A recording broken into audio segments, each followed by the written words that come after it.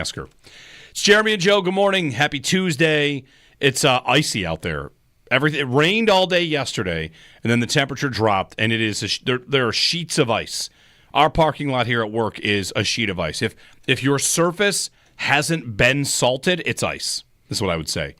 The sidewalk here, not icy. The actual parking lot was like I might have done a bit skating. of a fishtail on the way in the truck because it's so icy.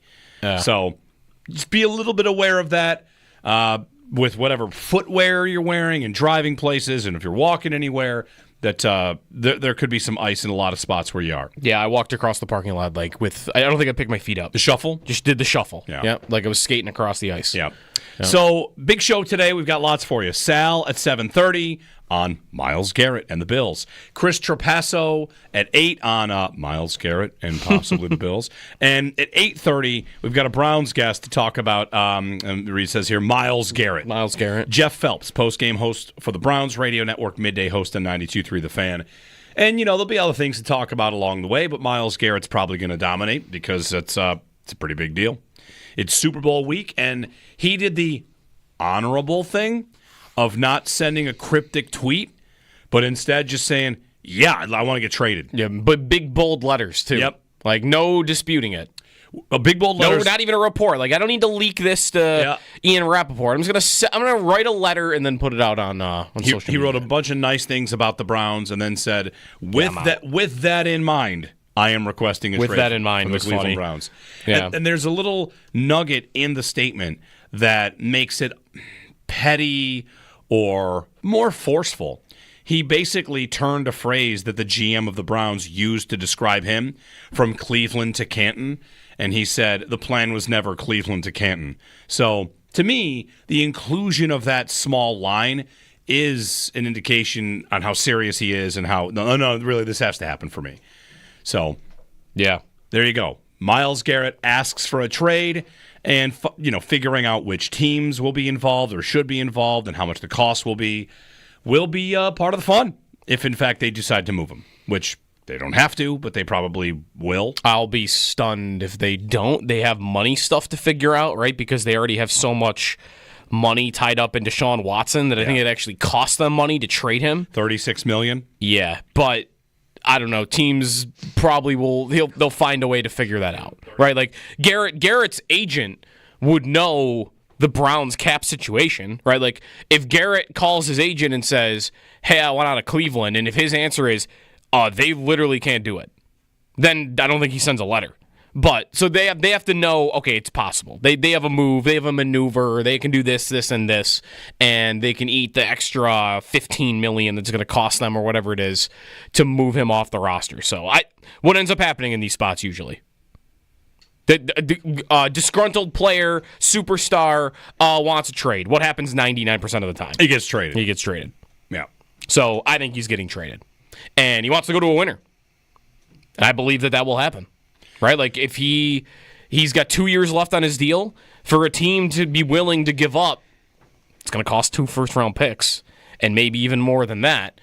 If you are the Tennessee Titans, and, well, that's bad because they're number 1 overall, right? They probably wouldn't do that. But if you're the Bears and you say, yeah, we'll give 2 first-round picks for this, and Garrett tells the Bears, yeah, I want to win a Super Bowl, so you can trade for me, but I'm not signing an extension. I think they're a lot less likely to move heaven and earth for just 2 years of the guy. Right. It'll come down to who Myles Garrett thinks he can win a Super Bowl with and who he thinks he can't. Right. I'm thinking back to when J.J. Watt was a free agent and wanted to go play for a winner. He wanted to, if I remember specifically, he wanted to go play with a star quarterback. Yes, too. And then he went to Arizona. Which was like a little bit of a stretch. Yeah. Little bit. Like, okay, Kyler Murray, like it's not like you didn't outright lie. You just might think Kyler Murray is better than the rest of us do. Right, and that's where, for Garrett, trying to find the teams he would go to, who has the draft capital, who has the cap space, and who has a quarterback good enough where Myles Garrett would say, yeah, that sounds good to me. Because, again, that extension is going to be key. Like, throwing out teams here. How do you like Tampa? Can Tampa win it? They were in the playoffs. See, for me, I know, but he's also played with Mayfield, so I don't know what he would think of him. Okay, maybe he loves Mayfield. He might love maybe Mayfield. he hates Mayfield. Okay, how about the Rams? The Rams have won a Super Bowl with Matthew Stafford, who is coming back. Now, if you're Myles Garrett, are you thinking, I can't go with a quarterback that's going to retire in a year? I've got to stay with somebody who's going to play for multiple years. Okay? Right, so that might rule that out for me. All right, how about the Cowboys? No. Dak Prescott. I don't think I want to go to the Cowboys. Probably not, and I'm not sure the Cowboys would want to pay anyway because they got to pay Micah Parsons. Yeah. Give me the Chargers. What does Myles Garrett think about the Chargers? Okay, I'm closer. I'm closer to it. You might respect Harbaugh in a big way, and you've got the quarterback. Yep. I mean, year one, without really building anything up yet, they made the playoffs. Packers. So, yeah. I like Green Bay. I would like Green Bay. You would? I would think that I can win a Super Bowl there. Yes. Okay. In the NFC, the quarterback's super talented, the coach is good. Yeah. I'd be into that. Maybe. More than any of the other teams we've mentioned yet. Probably more than any other. Probably. Like, this is the fun part, is who fits the bill. You would think the Bills do, the Ravens do, the Bengals, I would guess the Bengals do. But they're not paying them $36 I agree. million. I totally agree with that. They are not paying him. They're not. They won't pay. Come on, the Bengals? They won't pay Jamar Chase. They won't pay T. Higgins. Internal cap Bengals? Right, they're not doing nothing. Trey Hendrickson asked for a trade also, Bengals? Yeah, right, they're not doing nothing. I agree. I think you can remove the Bengals because they don't pay. Washington? Yes. Washington. 1 year in. 1 year in, it's the Commanders, yes. For sure.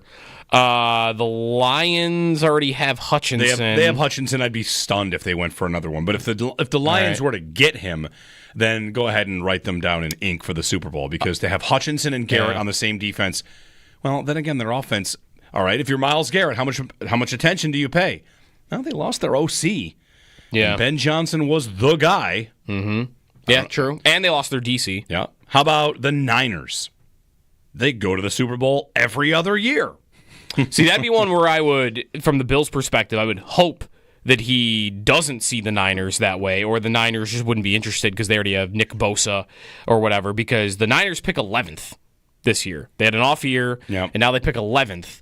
So, I mean, that is a strong, point of leverage in the bidding war if Garrett's like, oh, yeah, I would go Niners. And then the Browns go back to the list of teams and say, well, San Francisco's picking 11th, and the Bills are picking 30th, and the Commanders are picking 29th. Yeah, we're gonna talk to San Francisco here.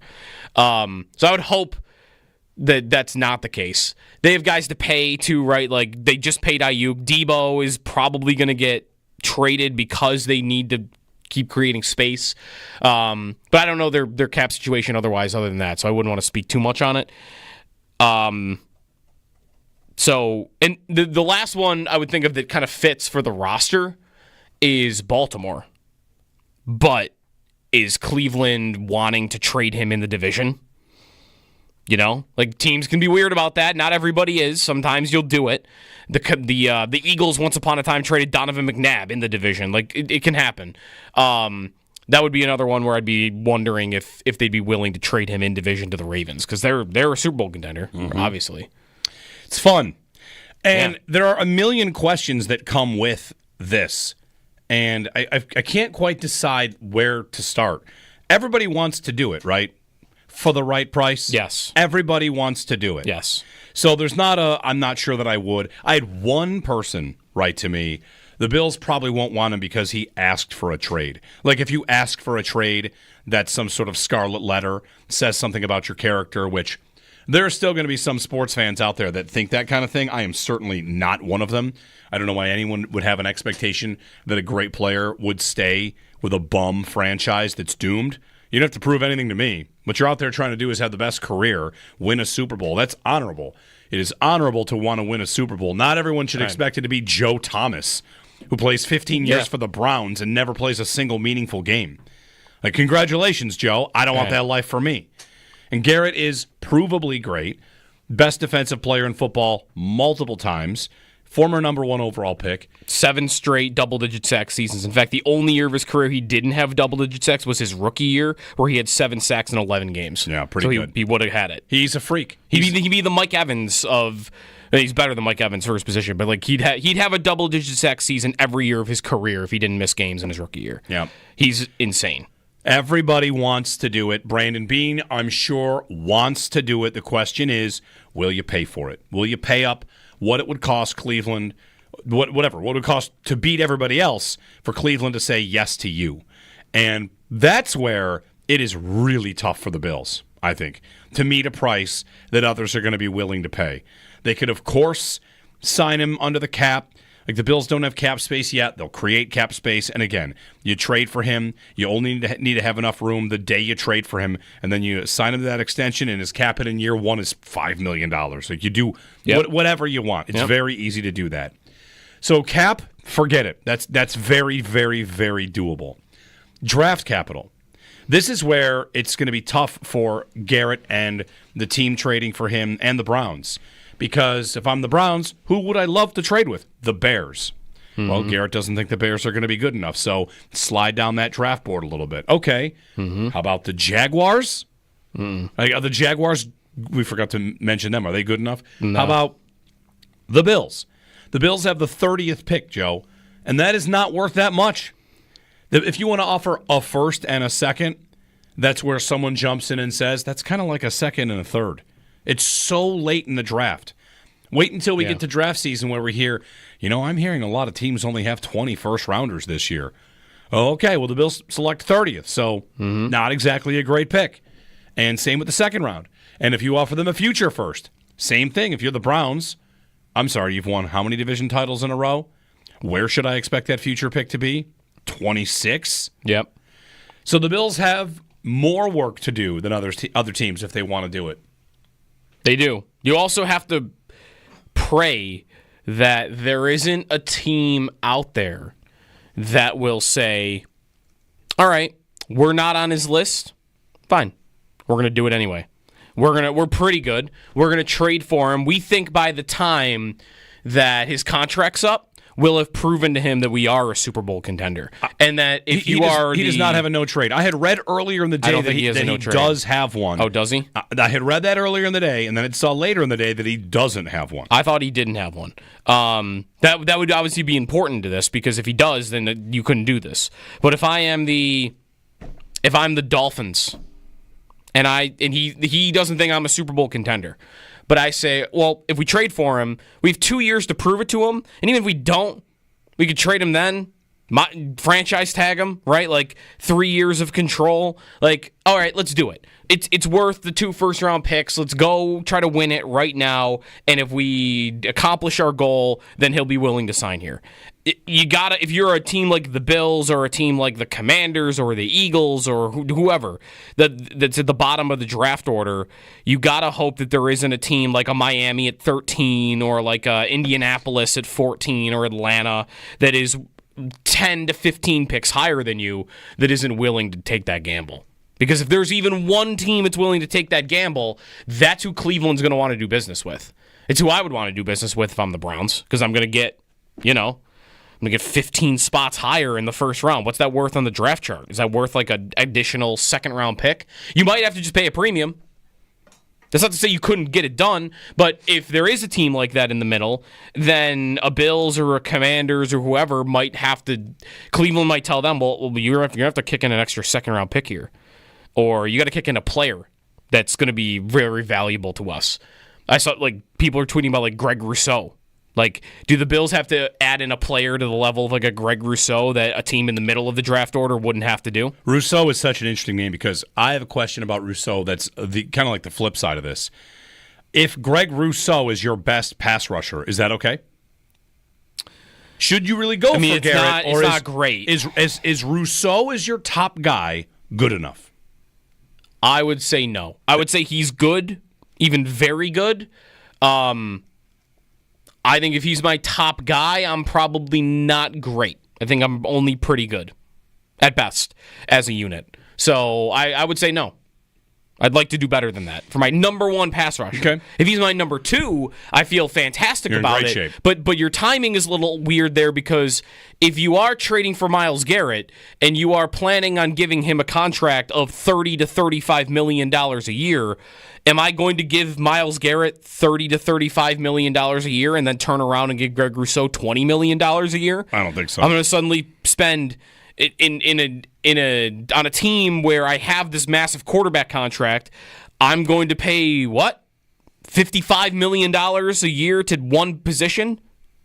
Not even just that, two guys at that position.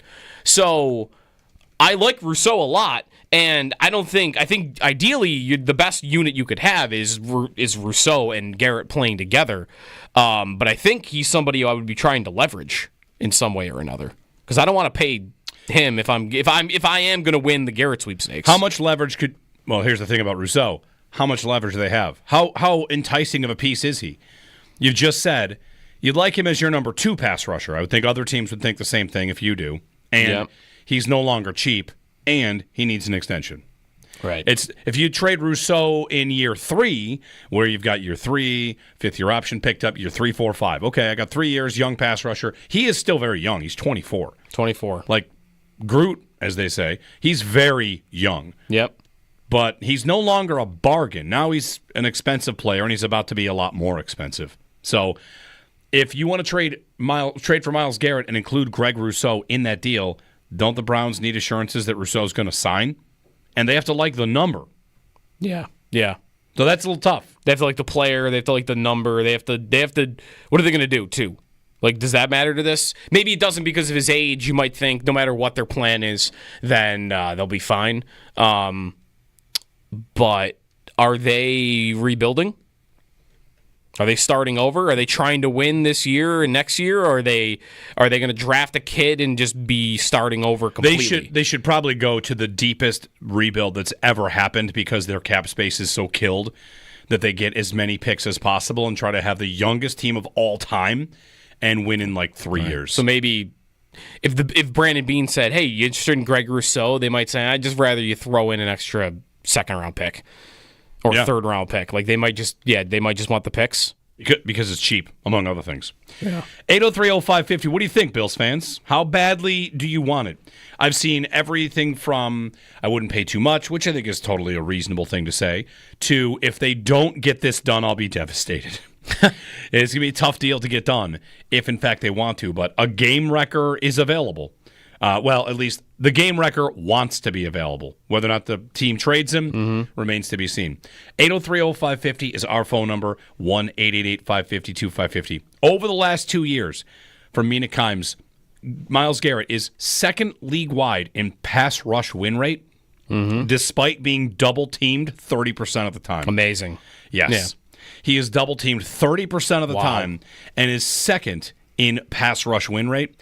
He is first in incompletions and interceptions created through pressure, and he is first in forced fumbles. That is a chaos agent. That is exactly what every team wants. And how much would you pay for it? 803-0550. Chris Trapasso's suggestion was a first, and Rousseau. It's a lot. It's a lot. Huge price. It's a lot.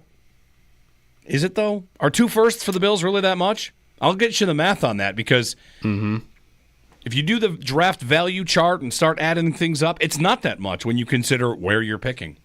So, 803-0550 on Myles Garrett, on Cooper Kupp, if you want to have that conversation, and the path forward for the Bills here as the Myles Garrett sweepstakes open. Jeremy and Joe on WGR.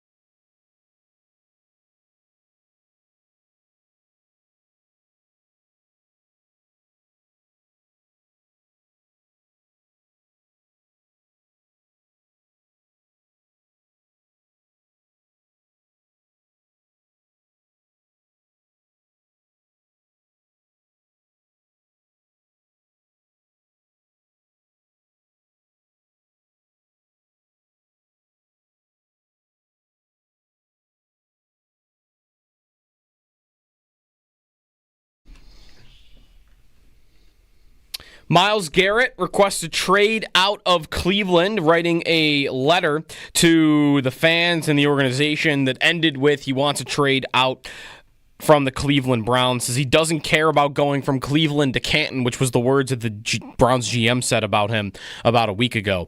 So Garrett wants out, and Adam Schefter reports that it's more about going to a contender for Garrett than cashing out and getting paid, although he does only have 2 years left in his contract. Also, Cooper Kupp says that he's available for trade and that the Rams and he will be working on a trade partner throughout the offseason. Kupp, into his 30s, has not had the same production in the last year or two that he had early in his career. Roger Goodell, doing his meeting with the media yesterday at Super Bowl week, said that the league is yet to discuss, or had formal discussion, as he put it, regarding an 18-game season. The owners' meetings, though, are in March, which they're expected to be on the table then. To hockey, the Sabres are in action tonight against the Columbus Blue Jackets, who are the team with that final playoff spot, but well above the Sabres right now in the standings. Tonight, pregame starts at 6 right here on WGR. Puck drop at 7 at KeyBank Center. Those are your Paddock Chevrolet sports headlines. Kick off 2025 with a new Chevy from Paddock.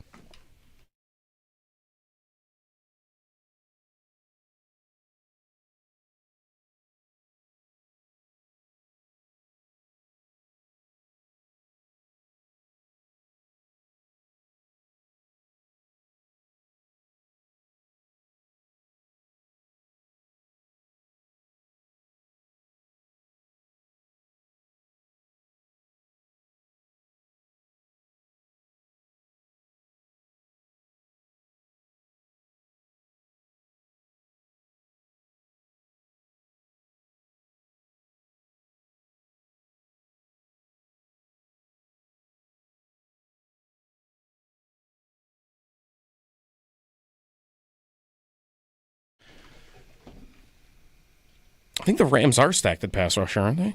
They've got some good ones. Jared Verse, rookie, was awesome for them. The other guy's good, too. I forget his name. But yeah. It's Will Brinson on the Joe Ostrowski show on Myles Garrett. Good morning, Jeremy and Joe. Looking up a couple things here. You know, one of the things about this trade chatter that's going to,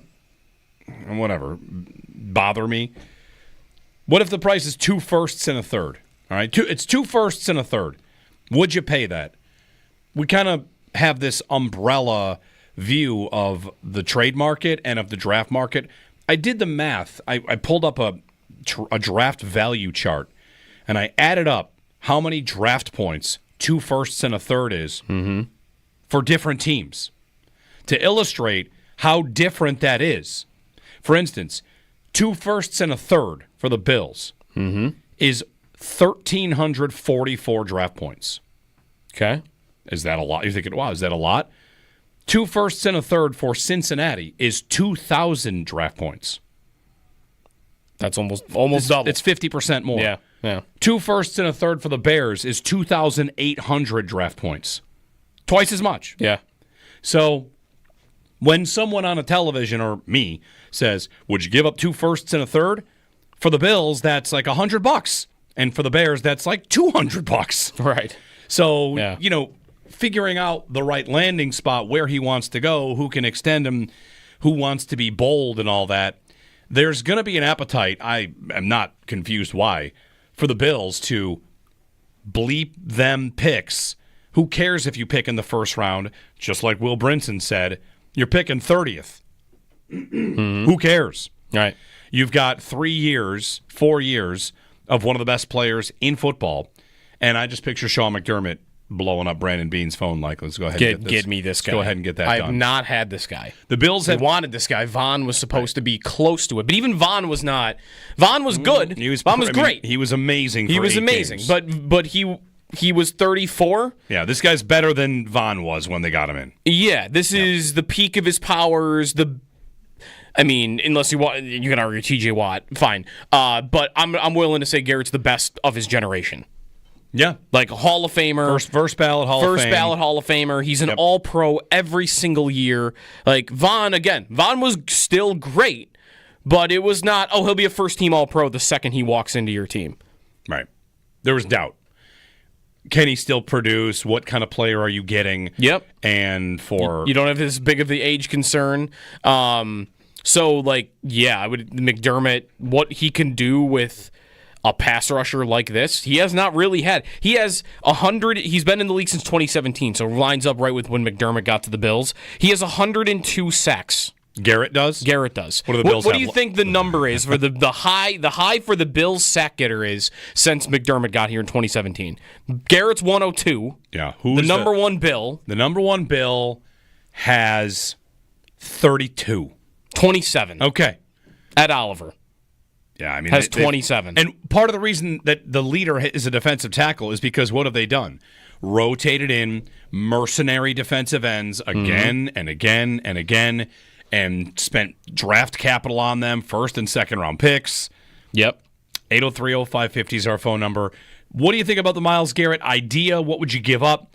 And really the root question is, how to the wall should Brandon Beane and the Bills go right now, feeling like they are on the doorstep? He says you're never one player away. I'm going to give you a 20-minute takedown of that concept that you're not one player away, if you want. Actually, I could probably do it in like 30 seconds, but I'll save that for a little bit later. The idea that you're not one player away when you are in the AFC Championship game losing by 3 points, to me, is insane. Of course you are. You're one player away. You're probably 0 players away. So adding a few more is a good idea. Steve in Niagara Falls. Hey, Steve. Hey, guys. Good morning. Thanks for taking my call. I actually had to take a week off from you guys because, and it's nothing against you guys, it's just after the Super Bowl loss, I really just had to wallow in my sorrow and just sit by myself and listen to music and take the time to recover. Was this a darkness retreat for you, Steve? Your own personal darkness retreat? Don't you dare compare me to Aaron Rodgers ever again. No, it was just a week, and now I'm good. And I called and I was talking about Myles Garrett, and I was thinking about teams that were close to being relevant or teams that were irrelevant still had a shot in games because they had a game wrecker. Like Max Crosby or T.J. Watt or Myles Garrett, or name somebody else that's a freak pass rusher. It keeps teams in games. Like, they make 2 or 3 plays a game that could really change the course of the game. So I would say, you got to 100% go for it. I would 2 firsts, sure. With the Bills where they're picking, they're almost like 2 seconds. Like you said earlier, 2 firsts and a third, 2 firsts and a second. Why not? Do it. Do what you got to do. And my final thought on the Garrett thing and giving up 2 firsts, I would be all for giving up 3 firsts because I don't want to stay up until midnight to have Brandon Beane trade out of the first round and be disappointed in that. So that's what I got to say on that. But, glad to be back. And the other thing with Garrett, too, it really helps with the end of the season to have something like this to kind of talk about and look forward to. Yep. And that's, makes it exciting. So looking forward to the offseason and what we got to do to get better next year. And 100% agree, Jeremy. The Bills aren't one player away. They got to get there. Yep. So thanks, guys. You guys have a great day. Yeah, thanks, Steve. Thanks for coming back. And, it's all good. You can take a week off. That's good. Yeah, on the idea of this one guy that makes a couple plays a game, to me it's also representative of the NFL and forcing turnovers or forcing punts. Like, the Bills forced a bunch of turnovers this year, forcing fumbles, and that was great, but they didn't get off the field enough. And one of the best ways to get off the field is to get a sack. And you are watching. This past year in the NFL was the lowest interception rate in the NFL since 1982. Trying to pick the ball off, quarterbacks are better than ever. Schemes protect better than ever. You just want what you're trying to do for a lot of these quarterbacks is put them in good situations. And while defenses are bend but don't break, you're just not turning the ball over in a way that you used to. I think the way that the Bills should build is not, of course, to live by the turnover, but to get off the field. And the best way to do that is to sack the quarterback. Why are the Bills and the Chiefs so good every year? It's because they have the 2 quarterbacks that don't get sacked. I mean, Mahomes got sacked a bunch this year. How are the Dolphins and the Rams able to build these offensive systems where, boy, despite a maybe potential flaw in their quarterback, the offenses are still pretty good? The answer is the ball's out. They're not having negative plays. Yep. And Myles Garrett is a walking negative play for the other team. If you watch the Chiefs and the Texans this year, in the game before the Bills. The Texans could not keep up with the Chiefs. There's no doubt about it. They're not as good of a team. You know, the only reason they were in that game was Will Anderson and Danielle Hunter. Like, Will Anderson was unstoppable in that game. Harassed Mahomes throughout. And nearly was one of the reasons, or probably was one of the reasons they were in it. So the case for Garrett, I think, is easy to make. The price for Garrett, the commitment it would take, the buy-in from Brandon Beane, like this is the high rollers table, which I don't think he's afraid to play at. No, I don't either. The negative plays, by the way, it's not just sacks. Garrett led the NFL in tackles for loss this year. So add that on to the sacks, I think, probably count for that. Is he a walking 3-and-out? How many 3-and-outs the Browns forced this year? I'll find that one. Probably a lot. I mean, it's just the talent is undeniable, and I think it's gonna be hard to find a price for me that doesn't sound like a good idea for them.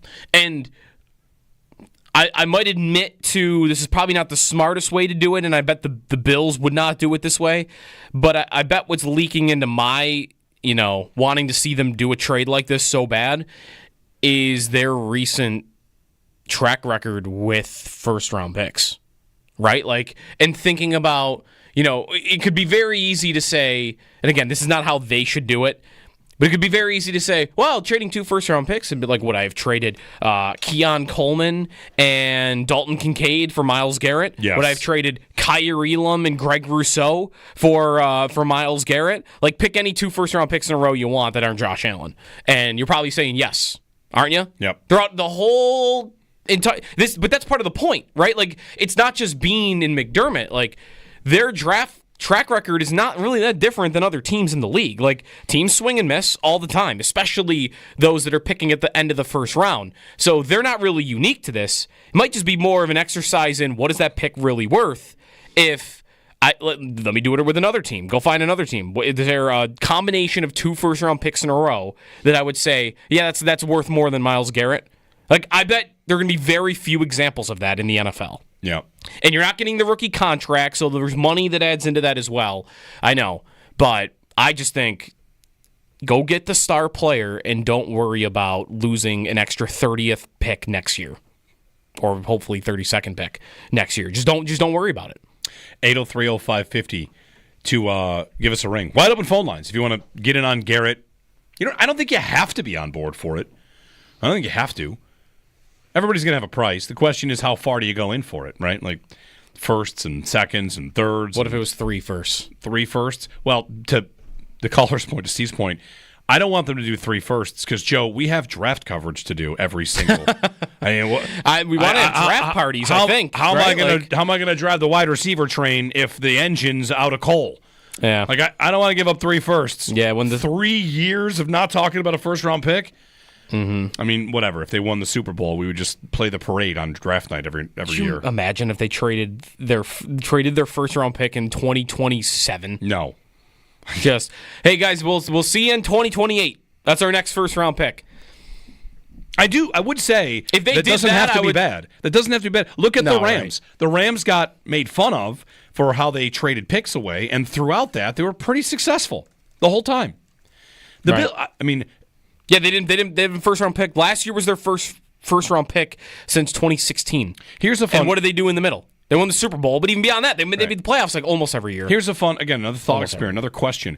If I were to tell you, hey, the Bills, the league said the Bills had to forfeit their next 5 first round picks. Forfeit their next 5 first round picks. Mm-hmm. What would their win total be for every one of those years? The same? Yeah, they can still pick all their other picks. They can 100%. still do free agents. You can still do everything. I mean, a first round pick has great value because it's cheap labor. But okay, fine. One thing I wonder about the Bills and the way they'd approach this, as we'll get to a break here, is how they would view trading first round picks when it comes to there's maintaining and having a level of success and having your roster be good versus what about immediate contributions? Who's the most meaningful first round pick to give them immediate contributions? It's not a long list. Rousseau came in and was okay. Kincaid, right, caught 1 million passes. To me, that's the tight end position now. He was a factor. But not like an impact player. man. Is it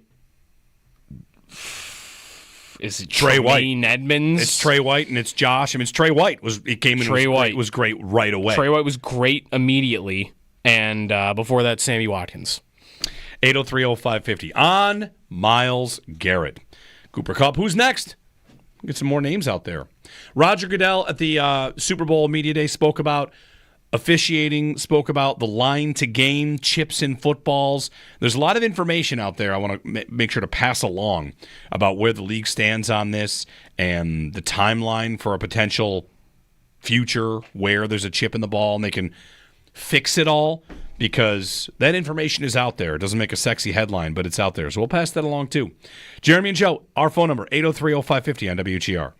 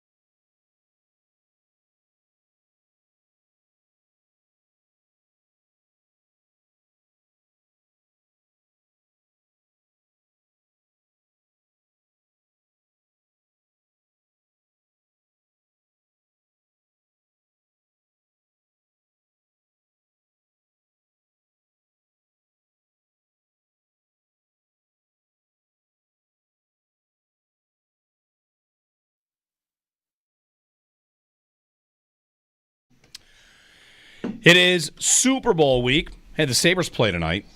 Sabres and Blue Jackets. Lindy Ruff will not be on today. He'll be on tomorrow. Mm-hmm. Quick note in your schedule. You didn't want to talk about Myles Garrett? I think he's actually... It's kind of a rule today that guests are only allowed to talk about Myles Garrett. He's going to Cleveland to recruit him. Let him know. Listen, we need you. I need you to go out there and take a shot at Steven Noeson. Yeah. Columbus is in that final playoff spot right now in the Eastern Conference. Good for them. Teams are on runs. The Red Wings have won 6 in a row. They're in a spot. The New York Islanders, who were that second-last team to the Sabres all that time, have won 7 of 10, and now they're only a couple points back. So, all right. Everybody, not everybody, maybe Philly isn't. Almost everybody's in the race except the Sabres. Want a stat of the day? I did some math on the Sabres. Stat of the day powered by Empire Electric, your residential neighborhood electrician. Visit empireelectricians.com. When you listening out there going about your day, you probably never wonder what the guys are doing, middle of the day. Here's what I was doing. If the Sabres win 7 more in a row, you like where this is going? I do. I think. Well, I might not. I might not. A 10-game winning streak. I decided, all right, what would it take? This is how stupid I am, and we all are. I'm like, how could they get back in this race? If they were to win 7 more in a row for a 10-game win streak, their point percentage would slot into the East if all the other teams stayed on the same point percentage they've been on for 60 games, 50 games.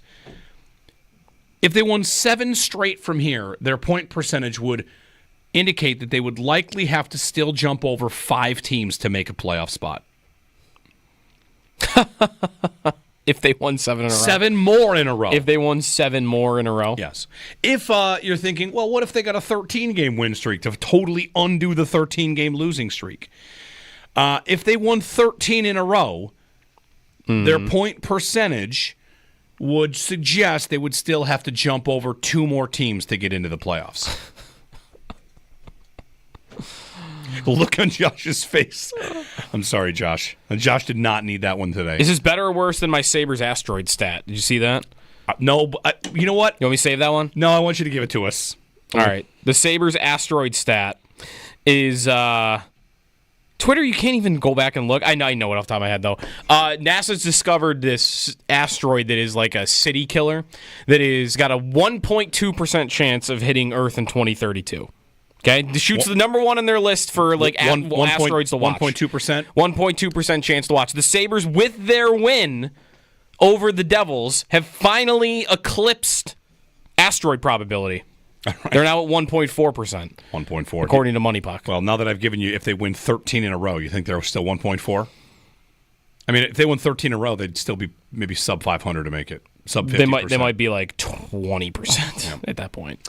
803-0550. Give us a ring on Myles Garrett. What do you think, Bills fans? You want to do it. Let's talk about how much you want to do it. How much you want Brandon Beane to go all in. And the shift from last year to this year has begun, I think, in terms of offseason narratives. The shift has begun, if it's not already fully underway, on what we are expecting out of the Bills in 2025. Jeremy and Joe, wide open phone lines for you, Sal, at 7:30 here on WGR.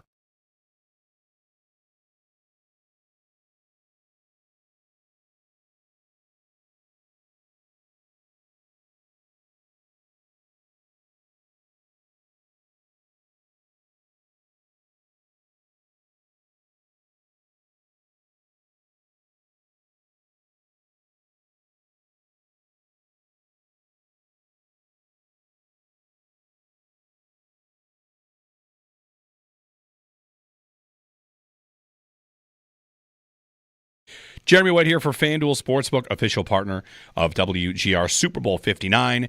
We've got our game. We got 2 teams. We might root against both of them, but either way, you can make every play more exciting with a FanDuel Sportsbook wager on the game. Whether you're predicting first touchdown, who takes home MVP honors, coin toss, FanDuel makes it easy to place your bets and feel the thrill of every moment. With live betting all game long, you can jump into the action, adjust your bets, and ride the wave of excitement from kickoff to the final whistle. Plus, to make the Super Bowl even sweeter. New customers can score $200 in bonus bets, $200 in bonus bets when you make your first bet.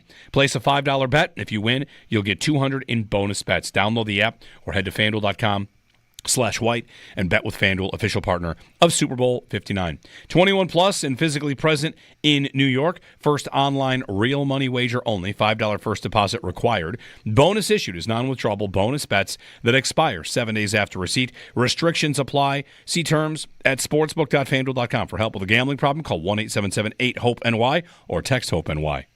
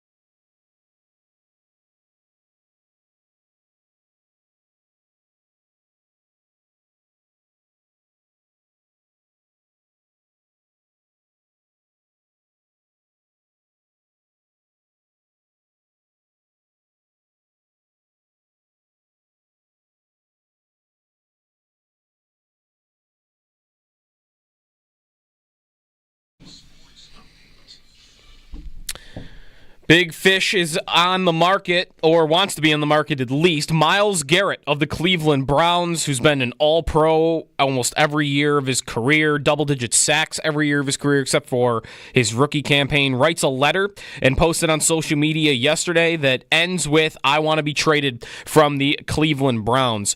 Garrett also included a line that his general manager mentioned last week, Cleveland to Canton, which Garrett says he doesn't care about. So we'll see. He's 29 years old, 2 years left on his contract, and arguably the best pass rusher of his generation. Myles Garrett looking to be dealt. Also, Cooper Kupp is going to be on the trade market. He tweeted yesterday that he and the Rams are working together to find a trade partner this offseason. Kupp now into his 30s, still productive, but not the player that he was early on in his career. Also primarily playing in the slot at this point in his career. You had the Media Day festivities starting yesterday down in New Orleans. The Eagles and Chiefs speaking, as did Commissioner Roger Goodell. Goodell says that the league has not had any formal talks yet about implementing an 18-game schedule. Of course, though, that would expect it to be more on the table at the owners' meetings in March. Sabres are in action tonight against the Columbus Blue Jackets. Columbus holding that last playoff spot in the Eastern Conference, way above where the Sabres are. It is a 7 o'clock puck drop. We'll have pregame starting at 6 here on WGR. Roseanne recalled from Rochester. Tyson Kozak's been sick. Roseanne also has been on fire down in Rochester. AHL All-Star game, 23 goals on the season, only halfway through. So he's up now with the Sabres. That's your Paddock Chevrolet Sports Update. Kickoff 2025 with a new Chevy from Paddock.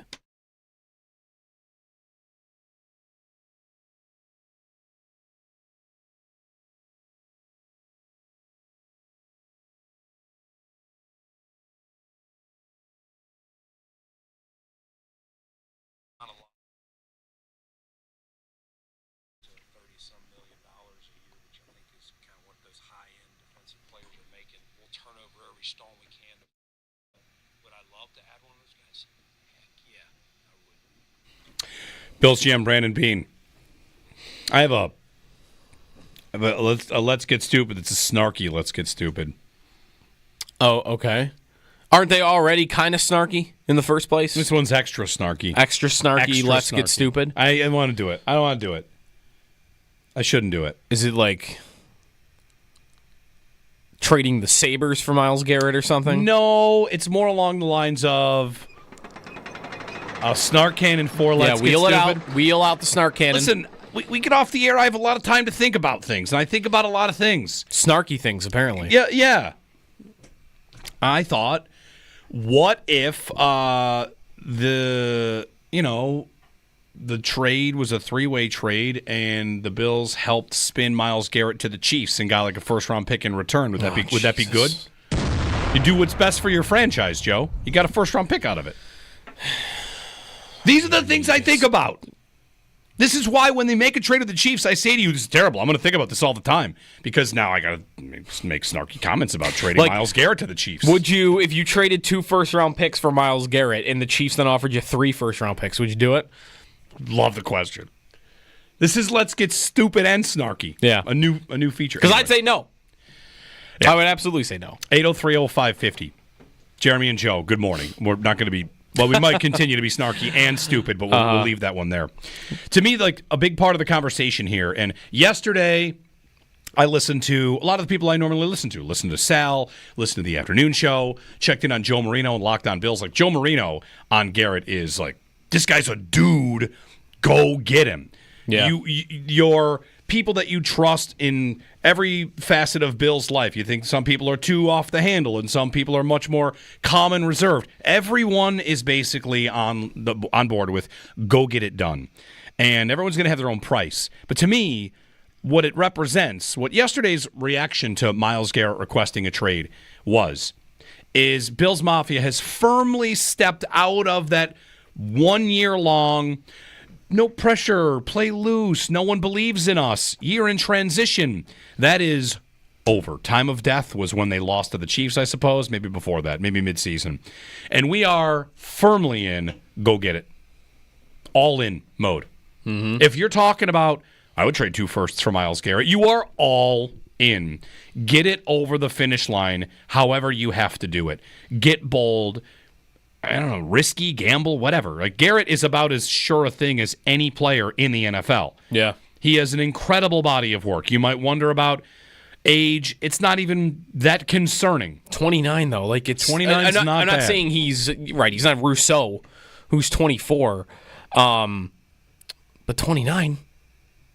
Pass rushers generally last a long time. I know we just went through this with Vaughn a little bit. Vaughn ripped his knee up, and that obviously can matter to anybody, no matter your age. Mm-hmm.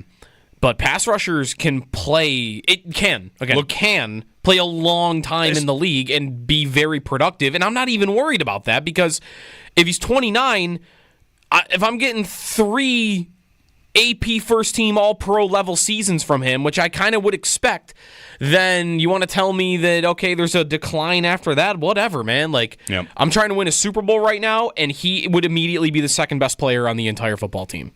Immediately. Wouldn't even be close, right? I mean, I don't even think it'd be debatable. He is the second best player on your team, undoubtedly the second you trade for him. Here's a question. And again, like we don't often compare positions like this. Has Josh Allen ever finished ahead of Myles Garrett in the NFL top 100? Probably not. And I'm not going to sit here and say maybe there is a year. I'm not going to sit here and say like, should we debate if he's better than Josh Allen? But that's the level of player you're getting. It's a Josh Allen for your defense, a game wrecker. And again, had the stats earlier that second in league-wide pass rush win rate, despite being double teamed 30% of the time. First in incompletions created, interceptions created, and forced fumbles in the last 2 years. So last 3 years, top 100, Myles Garrett has been 5th, 20th, and 11th. Ooh, 20th. Allen's been 12th, 8th, and 13th. Okay. So ahead of Allen. 1 year he was ahead of him. Yeah. 20th. Wonder what happened. I don't know. Did he go from 14 sacks to 12 sacks or something? Yeah, I don't know. Not an exact science, that NFL Top 100 list. I try to say that every year. I've got a list, and Eric Edholm wrote at NFL.com about 9 places that fit for Garrett, and the Bills did not make the list. But it was That's insane, it was NFC heavy. It was 7 NFC teams to 2 AFC teams, and Okay. I wonder, what the Browns would do in terms of where they'd be willing to trade him, if in fact they're going to come through and trade him. Larry in South Florida, wide open phone lines. Give us a ring on the all-inness of this, on the Garrett idea, on what you'd pay. Larry, good morning. Hey, good morning, fellas. So, Jeremy, your snark cannon, let's pray it doesn't happen because that'll be strike 3. No, it won't. It won't. We've given them Mahomes and Worthy, so let's hope that doesn't happen. So think about that playoff loss yet again to the Chiefs. What did Mahomes do to us? Anything he wanted. Yeah. So even if Allen would have been successful, which you thought when he got the ball with 3 timeouts, 3:30 he would do, I would want him to score a touchdown in less under 10 seconds because I don't trust our defense with Mahomes for any reason. Now, if you got a Myles Garrett on your team with Greg Rousseau, that changes everything. Mahomes might do some scrambling away from Garrett, but then he's got Rousseau setting the edge as long as we don't get a defensive stupid penalty. And that changes the pass lanes and the timing with the Myles Garrett. So for him, I'm willing to not only go all in, I'll go a little further. I'll give up the 2 first rounds because they're going to be 30 and hopefully, like you said, 32. And I give him A.J. Epinesa because I think getting a Garrett, you're still going to need a Rousseau. And if you keep Von Miller, the only thing he's doing is keeping the footballs warm for Josh Allen. Now, if that still doesn't get it done, we have 3 6-round picks. I'd give up maybe one of those and then another in the next year. And I know that's hefty. But Myles Garrett, like you said, is a game changer or a game wrecker, I think you referred to him as. What he'll do for our defense, and then we can use our other picks. And the train just went by me, Jeremy. I kid you not. I did too. So I will go get a fast receiver now, which in the first 3 picks this year with the first and the 2 seconds, I would have got a defensive tackle, a linebacker, and either a receiver or a safety. If you get Myles Garrett, all of that changes for me.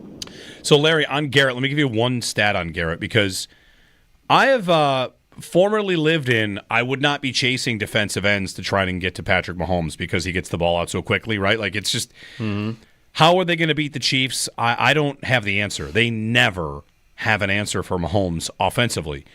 And, we went through this last week, and I was banging the drum for more attention paid to just how bad this defense has been against Mahomes.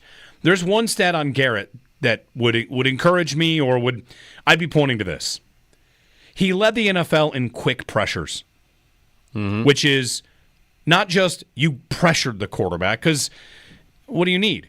If you're a pass rusher and you want to get after the quarterback has to still have the ball. Who remembers Mario Williams' first game with the Bills? Remember that? In New York against the Jets. We were all excited. Here we go. We're going to see Mario. It's going to be amazing. And he didn't sniff the quarterback because the ball was out too fast. Yep. Like, all right, one game in, great. He was a non-factor. The reality is you game plan around Mario and throw it quickly. But for Garrett to have 40 quick pressures, that's more than 2 times a game. He gets there not because it's a coverage sack or you're in a deep drop. He's just there in less than 2.5 seconds. So the ball has to come out a lot quickly, and it changes the way you can play your defense.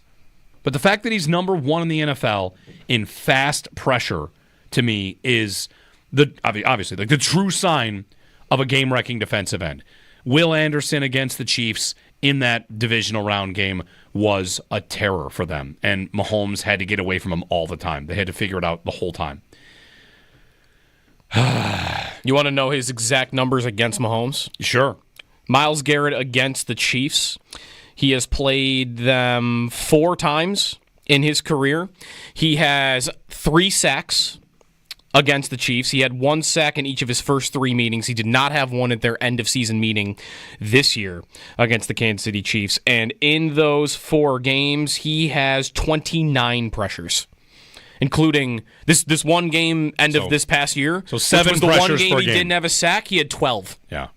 How many? Most in a game for him in like 3 years. 12 what he had pressures against on the Mahomes. Chiefs at the end of this season. How many pressures did the Bills have against Mahomes in the AFC Championship game as a team? Ooh, did they have 12? I'm going to look, but I kind of want to guess they didn't.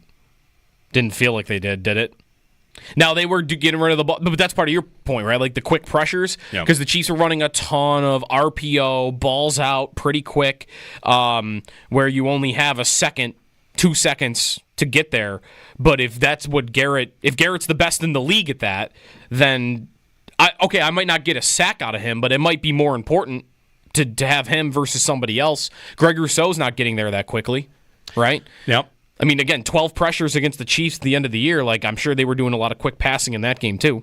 There's 2 ways to think about getting Garrett. One is how it works to beat the Chiefs. Should the Bills build a team that is just designed to beat Kansas City? And there's a yes or a no answer there. But the second thing, Joe, is if you got Garrett, how would he play against everybody else? Would he be the reason you got the 1 seed? The difference between 13-4 and 14-3. Yeah. I mean, forget like a game at the end of the season when you lose to New England. Because what the Bills should be trying to do, of course, is get the game at home. You want to get the calls. You want to try and get that little edge. You got to get the game at home. And I know they just lost at home to the Chiefs 2 years ago, but moves here about all in should be get the bye. Have Kansas City be the team that loses 2 important players in the wild card round because they're forced to play there. And then you get the cushy assignment in round 2. 803-0550. Bills had 14 in the AFC Championship. 14 pressures in the AFC Championship game from the Bills. Yeah. And Garrett had 12 the last time he played the Chiefs. Yep. Okay. Zach in Buffalo. Hey, Zach. Good morning, guys. Yeah, it's interesting, the point you just brought up about building the team specifically to beat the Chiefs, because I swear they talked about, maybe it was just reported that they did this like 2 or 3 seasons ago when they got Von Miller on the team. So in my opinion, they've already tried that. Didn't work. Maybe I'm ascending or descending into let's get stupid with this one here. I would go 2 firsts for sure. Definitely Epinesa. I would even consider going a second and a third. And if it comes to it, I would throw another second in there. I just don't know what you do at this point. I was so deflated after the Kansas City loss this year, because everything seemed like it lined up so well for them to win. And the defense was so bad. Every year it's so bad. And I don't know if getting Garrett on your team is going to make a difference in the playoffs. Part of my soul tells me it's going to be a close game regardless. I just think, the thing to me, if there was a receiver on the market that kind of held a similar elk, and I know they're different positions, but if they... Oh, we're losing Zach. Oh, he dropped. But he would do almost anything. I think you're saying if there was a receiver on the market comparable, like let's say you could trade for... Well, comparable to him is... Jamar Chase is comparable to him, right? It's the best. It's Justin Jefferson. Right. If you were asking me a Chase or Garrett, I'd pick Chase. I would try to make my offense Thanos level unstoppable. That's what I would do. But that said, let's play the game about he gave up a bunch of draft picks. Zach just did. How many draft picks are making the team? How many draft picks? How many spots are open? How many spots are open on the offense? One? It's one. Mm-hmm. The line is set. Yeah. It's just one more receiver. It's one more receiver. One more receiver, and if you don't re-sign Ty Johnson for some reason, like a pass-catching running back, but I would expect they're going to. So, yeah, I think one. And then defensively, and not just that, throw a bunch. Let's look at if the Bills were being ranked by a fantasy football dynasty website, they've got a lot of guys they're about to lock up. They're probably about to lock up Benford. Yep, Shakir. They're gonna, if they don't trade for like for Garrett, like they're gonna lock up Rousseau. I would expect James Cook. Yeah, like these are all positions that won't be filled by these future draft picks. There's there's diminishing returns. They have all these picks. They have a first and they have 2 seconds. It doesn't mean you can be you should be careless with them, but they're gonna lose one full-time starter this offseason. Who's that? Douglas. Rasul Douglas. And that's if they choose to not bring him back. Probably have him back. Same with Cooper. Right. If they lose Cooper, who is not a full-time starter, wasn't he like fifth in snaps? He wasn't playing a ton. Right. So he was playing a decent amount. Like he was in the mix, but he wasn't playing. It was like 40% maybe. He wasn't on the field every snap. So yeah, but again, like it's all those players you just mentioned are only pretty good. None of these guys are great. So, like there might be receiver would be great if I could get a player of this caliber at that position. But pass rushers right after that, and I bet for them, maybe pass rushers even number one. Maybe for them it would be pass rusher over if there was a guy like that available receiver. Because they've been so wanting this. And it's so clear. Everyone can see how badly they've wanted it, and they haven't had it. I just mentioned, it's kind of amazing that Sean McDermott's been here 8 years, and the guy with the most sacks under him as head coach, the number is 27. That's only 2 great years by some of these guys. That's it. Garrett has 28 sacks the last 2 seasons. Yep. And that's since 2017, nobody has 30 sacks for this guy. And sacks isn't everything, but I can't believe that they would not be desperate for it. But you just heard Bean even threw the money part of it in there. He ends that quote with, if we'll unturn any stone because I'd love to have him. Right after he says, there's not many guys that cost $28 to $35 million. He just told you, I'd love to have a guy that costs $28 to $35 million. You kidding me? This takes me back to when we were trying to listen to people tell me it was better to not have good receivers. Like, of course he wants one. He has mentioned 2 players being by name and saying, I'd love to have a guy like that. Jamar Chase and Chris Jones. He said Jamar Chase 2 years ago. Love to have a guy like that. Yeah. But I'm not finishing at the top of the draft. And don't forget, McDermott, when talking about what they need, said big-time players on both sides of the ball. And he even said top 1 to 3 at their position. Yeah, he did say that. That's right. The top 3 at Myles Garrett position. That's Garrett, Hutchinson, Watt. Yeah. Who else do you want? Abosa? No one's outranking Garrett. Maybe TJ Watt comes on the market this year. I don't know what they're going to do in Pittsburgh, but the coach to say I need a couple guys that are number 1 to 3 at their position. Yeah. I mean, there's no doubt they want to do this. It's a matter of what the cost will be. Cleveland, of course, has to act like they're not going to trade him. They have to. We intend to move forward with him. Right. What were you going to see yesterday? Like, oh no, they're on board. They're going to trade him. Like, I expect that they're going to play the fake fight and like, no, we want to keep him. And all that is leverage so that they don't get taken advantage of by the market. Right? Mm-hmm. They have to say that so that there's if there's only a couple of bidders for some reason that want to pay the price, then they can go to that GM and say, yeah, well, we'll just keep him then. That's it. They have to have that in their back pocket, I think, for negotiations. Yep. I don't believe for a second that he's going to be a Brown. Beginning of next season, not for a second. No way. 803-0550. We'll get another call in. Chris in Texas. Good morning, Chris. Hey, good morning, guys. So, listen, I love all the trade ideas. I think it's great, but I also think we have to bring a little bit of realism to it and think, just like we went out and got Josh, we're going to have to move up, I think, multiple times, probably in the first round, because, again, if you're looking at this from the Browns' perspective, are they going to take 2 30th-ish picks, a 6th-round pick, and A.J. Epinesa, like the last caller said? Hell no. We wouldn't trade Bruce Smith for that. So at 29 years old.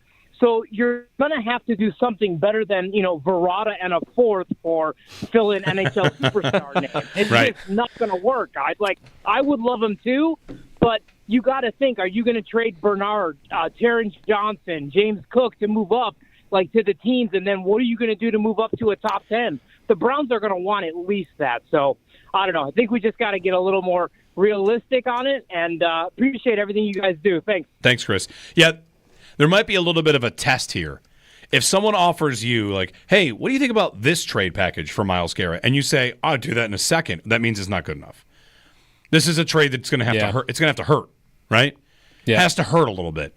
And a player, maybe a player is an answer here. Whether that's, again, Rousseau would have to sign. If it's Epinesa, what if they want Spencer Brown? What? Oh, sounds great. We really love your right tackle. Ooh, that would hurt. I think that would hurt. All right, Spencer Brown in a 1st. It would probably take more than that. It would take more than that. Let's be real. It takes more than that. That would hurt. Why does Cleveland want that? Why do they want that? They're starting over. Sure, they're starting over. For some of those guys. Maybe Brown makes sense, but they don't want Taron Johnson. Well, they do. What do they want Taron Johnson for? Taron Johnson at 30 years old? They don't want Taron Johnson. That's why I said Spencer Brown. A young, about to hit his prime tackle. No, you're right. Taron Johnson, no. They want draft capital. They want cheap labor because they have to pay Deshaun Watson 3 more years. That's what they want. It's more than draft capital. If I'm the Browns, listen, first off, they have Kevin Stefanski, 2-time coach of the year. So they're going to want draft capital. And if they're going to shift things and go to the rookie quarterback, maybe they get Cam Ward at the top or Shedeur Sanders or whatever. Mm-hmm. And they say, we will just accept that Deshaun Watson is an anchor on the franchise and active as if he doesn't exist other than the dead cap hit. So what we have to do is draft a rookie and build the best possible team around that guy and put ourselves in a position to win. I mean, win. That's what I mean. What is their end goal here? But their end goal is certainly not to take a bunch of draft capital that are just scratch-off tickets and finish 2-15. That is not. They're already picking second this year. But what they want. I think they do want that because I think they want to start over. I think they want to build it back up. And how do you do that with the most possible draft picks that you can get your hands on, and with young players? This is where the Bills might not fit the bill. Let's say you're calling another team and it's. I don't know. Do I want receiver or would a team trade a young quarterback idea? I'm trying to think who's buried that they might trade. The Bills? No, anybody. Because, again, they have 31 teams to deal with. So if there's not a young player, finger quotes, that fits here, another team might have that young player that they like. Maybe the Rams, right? Okay, Rams, sure. Jared Verse in your 1st. What do you say? Jared Verse is a super young, awesome defensive player. I've now taken Garrett, the number 1 defensive player in football, given him to a contender, and I've replaced him with Jared Verse. And at 2 overall, I draft Abdul Carter. I'm the Browns, and I have freak shows rushing the passer. Yeah. That's what I'd be looking at. You want to make the Luka trade. Right. I'd be looking at, younger than Anthony Davis. But they didn't go for a bunch of picks and prospect. They went for, we'll just take the best player. Yes. Your other best player. The best player you will give us that's young, that makes sense. Yeah. 803-0550, 1-888-550-2550 to join us. They call the Lions, and they say, we'll take Laporta and a 1st and 2 seconds. I mean, they have David Njoku. I'm just throwing out young players that are reasonable ideas of let's get good at other positions. We should find out how bad their cap situation really is, though, for that. Laporta's on a rookie deal. They have 20 You think the Bills have to clear room, right? Because they're still technically over the cap. They have $27 million more right now than the Browns do. No. And next year, they have $24 million more than the Browns do. Sal, coming up the other side, your phone calls as well, 803-0550. Hang with us. We'll get to your calls with Mr. Capaccio coming up here on WGR.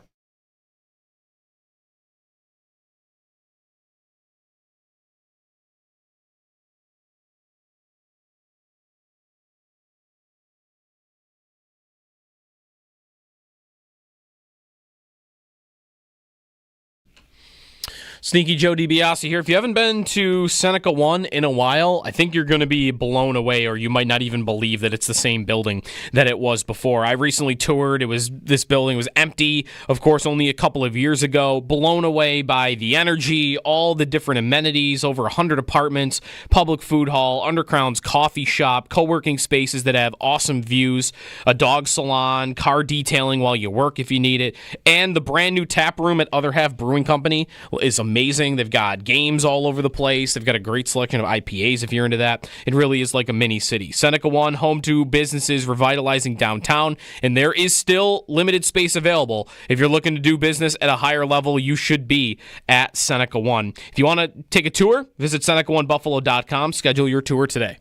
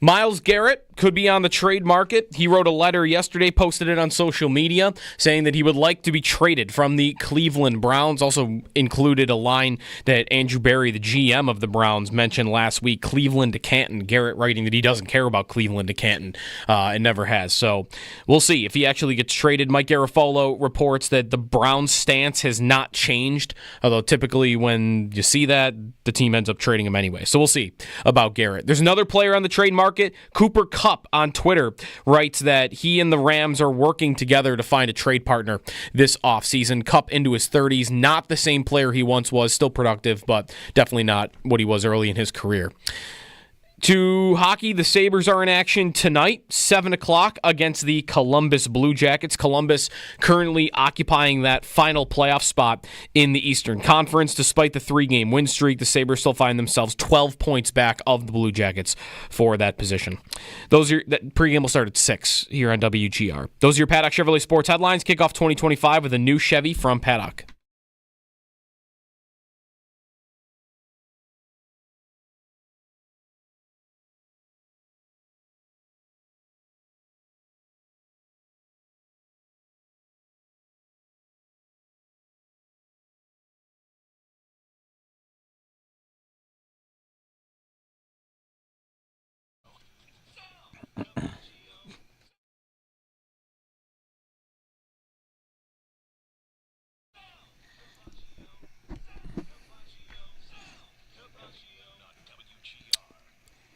Sal Capaccio joining us on the Western Hotline. Jeremy and Joe digging in on Myles Garrett. Before we do that, I'm going to attempt to make everybody feel a little bit better about the Bills not being in the Super Bowl, okay? It's a hard thing to do, but I did see this on not just tickets, but hotels in New Orleans. Mm-hmm. All right? Sal, here you go. I want you to, in your mind, I want you to picture a hotel room in New Orleans that might cost $198 a night normally, okay? Visually, okay. Yeah. Step into that room visually, $198 hotel room in New Orleans. This week that's $2,000 a night. Wow. Woo. Yeah. Yeah. Two-star price gouging. Two-star hotels in the area are nearing $1,000 per night. 4 and 5 stars are at $4,000 per night with 3-night minimums. So, I was reading a story about how ticket prices are down, and the reason that ticket prices are down is because the hotels are so expensive that people are reluctant to buy tickets. So anyway, or it's just Chiefs fatigue, one of the two. Anyway, there you go. Look at that. Look at the bright side, everybody. We all just saved $10,000. A lot of money. Well, it's funny. I was at a card show this weekend, and there were a lot of people there, and Buffalo sports fans, sports card, and got a lot of people coming up to me. Oh, hey, wish you were in New Orleans, and one guy basically, I said, hey, I wish I was in New Orleans. He goes, so do I, but I'll be honest with you. He goes, it'd be a lot more expensive than being here today. He said, holy cow. And he alluded to that. He's like, yeah, it's just crazy some of the prices out there he was looking at. Yeah. So, Sal, yesterday we got the news that Myles Garrett was asking for a trade. He'd like to be traded from the Browns. This had been something that had been kicked around probably for a month or so. And now we have official word from Garrett himself. I feel like this one for most teams in the NFL is yes, we should try to get that guy. The question is, what will it cost? Who's willing to pay it? So when you look at the behaviors of Brandon Beane seeking great players, his words at the press conference talking about wanting to get great players, Sean McDermott referencing, you'd like to have a top 1 to 3 or 1 to 5 guy on each side of the ball. You need a couple of those guys. What do you feel the Bills are doing right now? Getting to work hard on this, making calls? I guess it would depend on what your definition of getting to work hard is. Making calls, sure. I mean, I wouldn't doubt that. Brandon Beane has always said he's always interested in, finding out and calling and seeing what a price is. And, it doesn't mean he's actively pursuing anything at a certain time, but he's always, interested in knowing what the market is. You're always looking out there. Let's start with what you said, first of all, to start this, which is what made this wild. And yesterday, this news broke while we were on the Extra Point Show I was hosting, and Josh broke in right at 11 o'clock to say, breaking news from Adam Schefter. And I look, it's not a report from Schefter. The difference here is Myles Garrett did this himself, right? This is not a, hey, I'm reporting Myles Garrett this. This is Myles Garrett literally putting it out there in his own words, I want to be traded. And I think that in itself kind of loses a little bit of leverage for the Browns, right? Like, hey, this guy doesn't want to play for you anymore, right? But sure enough, the Browns still have him under contract for 2 years. Andrew Berry has stated they're not going to trade him. I don't know how this gets resolved, but if you do start going down that road from the Bills' side, for sure. My guess is, here's my guess, starting point, 2 number ones, and then swaps of picks. Maybe a player involved in lieu of a number one and different picks. But I think if you're just talking picks, you're probably talking 2 number ones and then swaps of picks along the way. Like you give us a third, we give you a fifth, whatever something like that looks like. Is that too rich? That's a good debate. I'm not sure. Myles Garrett, the new acquiring team, according to Spot Track, our buddy Mike Giannetti, according to him, the acquiring team would take on close to $20 million in cap space this year. I think that Myles Garrett as a player is worth that. I don't think the Bills have the space to do that right now. They'd have to do some maneuvering. But what are you doing with Von Miller?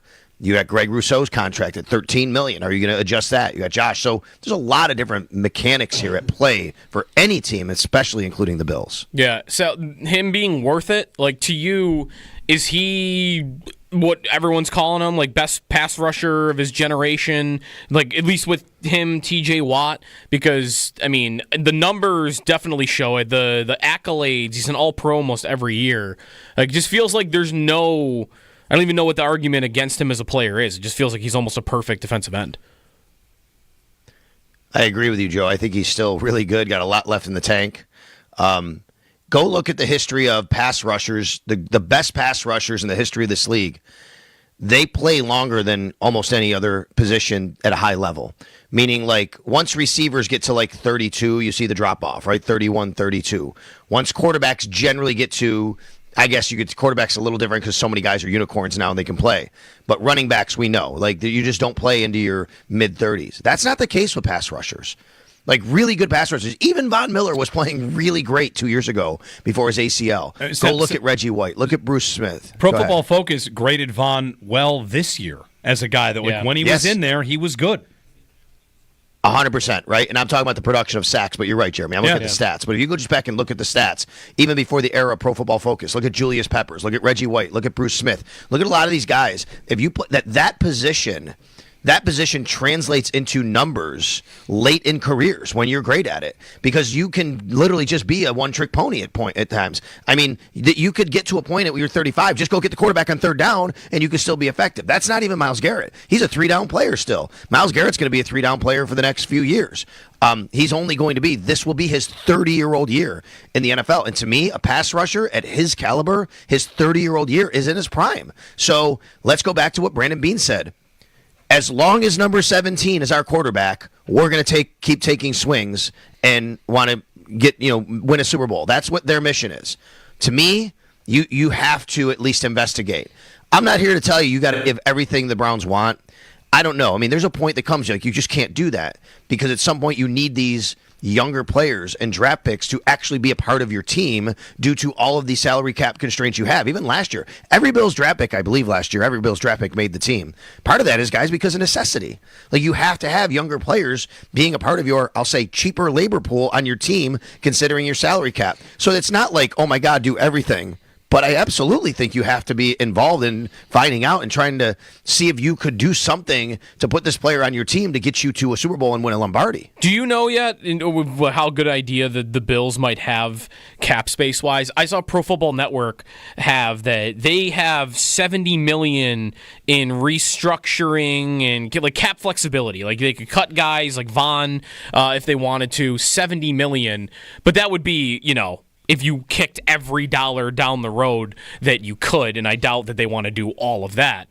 But with the cap not going up yet either, Sal, like it would be a lift, but it does feel like that's not precluding them from making this trade, right? Is that even if Garrett said, I want to sign a deal immediately with whoever I go to, and I don't know if he has to say that. I mean, Schefter said it's more about the winning for him, but even if he said, I want to get paid right away, I still feel like the Bills would be able to do it. Yeah, so if you take I asked Brandon Bean where they were. He didn't give a number last week, just so everybody's clear. He didn't give a specific. He did say they're in a better spot, like you alluded to. Yeah, I mean, last year they did a lot of things that helped them for this year. The way he put it basically was there's not as many levers to pull this year, but that's why they did what they did last year, because they knew they wouldn't have as many levers. But what you point out, Joe, is right. They still have some levers. And, yeah, that would be really kicking the can down the road. So, anyway, to get to your question, according to Spot Track and Over the Cap, if you put them together, one has the Bills at like $5 million over, one has $12 million over. Let's split the difference. Let's say $7 to $10 million over. You can clear that in a few moves. You can do a few things in a few moves. I always remember, though, a few years ago when Brandon Bean said, we're not going to be big spenders, and then he signed Von Miller to $20 million a year and $120 million contract. To me, there's a very... So I don't think cap space is a barrier to something like this, especially, again, going back to the new team acquiring him is like $19 million a year. That's a lot, but that's not like 30, right? You know what I mean? And look, I still look at Greg Rousseau at 13.3. Or what are they going to do with that? Do they want to, if they want to extend him? Is Greg Rousseau even some sort of carrot, right? If you're the Browns, do you say, okay, Bills, you want to do this? Give us your young defensive end who's really good, who's making the same amount of money on your cap, basically. Yep. Right? As part of it. I just think about things like that. The two things there, Sal, of course, Rousseau would have to sign wherever he goes. But the big thing about the cap for me is last year they had so little cap that they couldn't make a trade like Ayuk because they couldn't afford to bring him in and then restructure. Whereas now they'll have the room to do that. So, you might think, well, I mean, Garrett is going to be very expensive, but they just need the room to trade for him day one and then give him $160 million, and his cap hit this year's $5 million. Like, the flexibility is about, do you have the space to even acquire the guy? And that's what will be different this year than last year. Good point. And let me just explain how it works mechanically, since you brought it up for everybody. Somebody asked me this on Twitter this morning. How it works. Yes. First of all, you can agree to a deal at any time. Now, tomorrow, February 10th, 12th, whatever, right before free agency. You cannot execute the trade officially, as you guys know, and letting everybody know, until the new league year begins on March 12th. At that time, you must have enough cap space to be able to fit him on your top 51.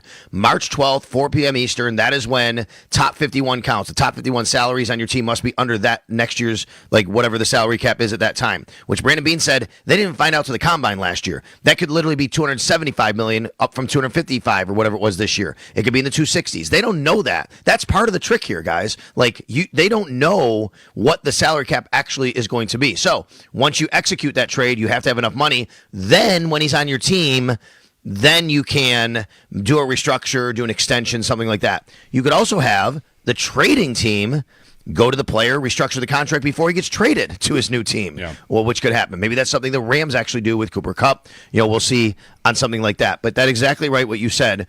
And then the other part about this is, I don't think by Myles Garrett putting out there that he wants to go to a winner, he wants to be traded, and this is the reason. I don't think he's going to a new team and saying, I need a new deal right away. This reminds me of the Stephon Diggs deal. Do you remember when Stephon got traded and a lot of people thought, he's going to want a new deal? The Bills never did anything with that until the following year. Yeah. It's like, okay, he's here. He's going to play for us, and then we're going to revisit that. To me, this would smell a little bit more like a situation like that. Sal Capaccio on the Western Hotline. Going to be a fun offseason, Sal. I mean, this is a good start, Not bad at all. I love it. Yeah. I love it. All right. And you know what? I was just looking. The first day of the new league year is actually a little earlier this year because of the way the calendar falls. It's March 12th. Normally it's like the 14th or 15th. But that March 10th is the day you can start negotiating. It's not far. I mean, we're at February 4th already, so we're talking 5.5 weeks from now. Very good. Thank you, Sal. You got it, guys. Sal Capaccio on the Western Hotline, 803-0550. If you're on hold, we'll get a call on the other side. We got some instant trivia coming up. That's going to be fun. Chris Trapasso, CBS Sports, on the Myles Garrett idea and, what the Bills can do from here. We'll talk Super Bowl, I guess, at some point, too. The Garrett thing's doing a good job of distracting. Yeah, we needed it. No one's talking Super Bowl, and that's great. Yeah, they're talking. They're not even talking about the Super Bowl at the Super Bowl. No, everybody's bored. Someone was asking Jalen Hurts for dating advice yesterday. These media days have really become non-football questions. Yeah, that's right. Yeah. 803-0550 to join us. Jeremy and Joe on WGR.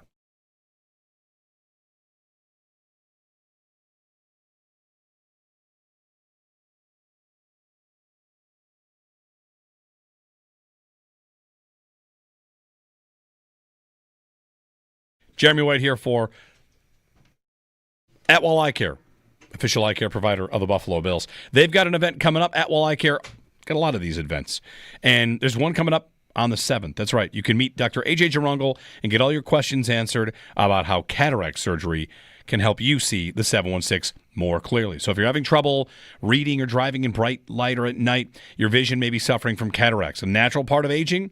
But don't worry, Atwell has you covered. Customized cataract surgery that fits your lifestyle. So, chance to get the answers you need. Register for Atwell's free, no pressure, no obligation lunch and learn. It's going to be Friday at Ilio DiPaolo's restaurant at 12 noon. So Dr. Drungle will be there to answer those questions. You get lunch, something to eat and drink, and get your questions answered. So stop procrastinating. Register at atwelleye.com for Friday's lunch and learn at noon at Ilio DiPaolo's restaurant, and enjoy free lunch as you learn about cataracts and your options. Register at atwelleye.com. That's atwelleye.com, and get ready to fall in love with the way you see the world. Atwell Eye Care, official eye care provider of the Buffalo Bills, the eye care I trust for my family. Don't miss it. Register at atwelleye.com.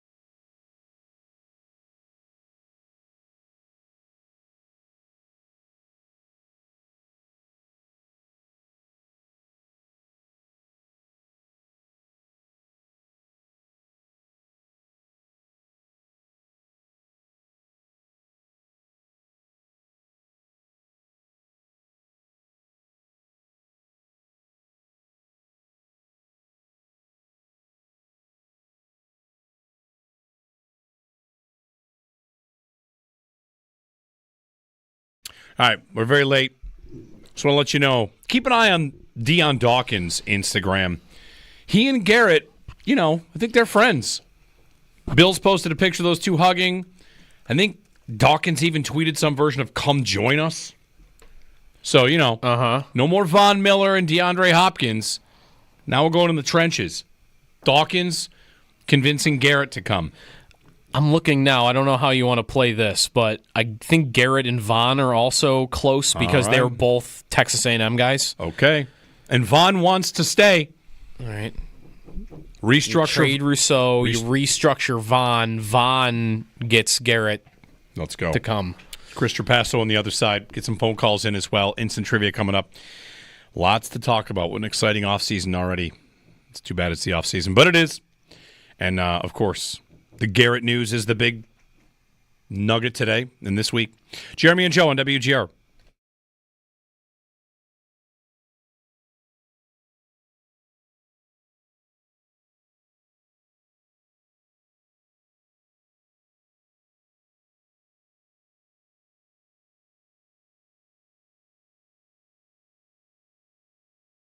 WGR 550 and get connected to the home of the Sabres. Brought to you by Northtown Kia. Check out the 2025 Kia K4 sedan.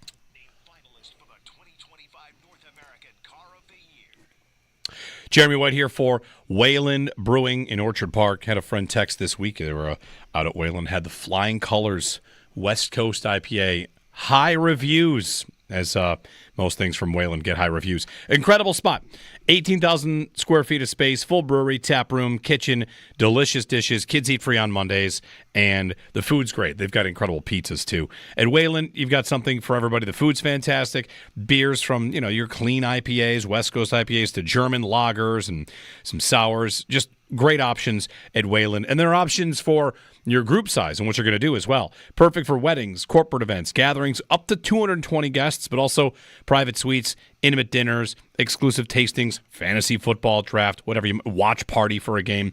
There's always something happening at Wayland Brewing. So get there Mondays for Kids Eat Free. Weekends, they've got stuff going on. You pop in on a Saturday. You never know what you're going to find. It's going to be a good time, though. Wayland Brewing. Book your midweek event with 75 guests or more for Wednesdays or Thursdays, April through July, $0 room fee. So Wayland's got the deals for you. Food, drink, good times. Visit Wayland Brewing and find your way to great beer.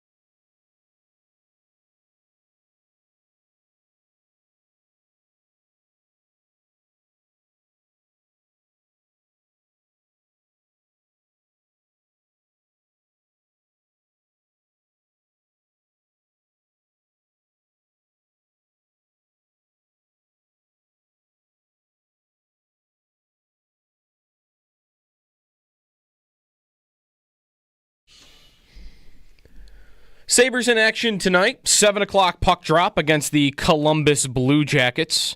They're looking for their 4th win in a row and to sweep this homestand that was 4 in a row.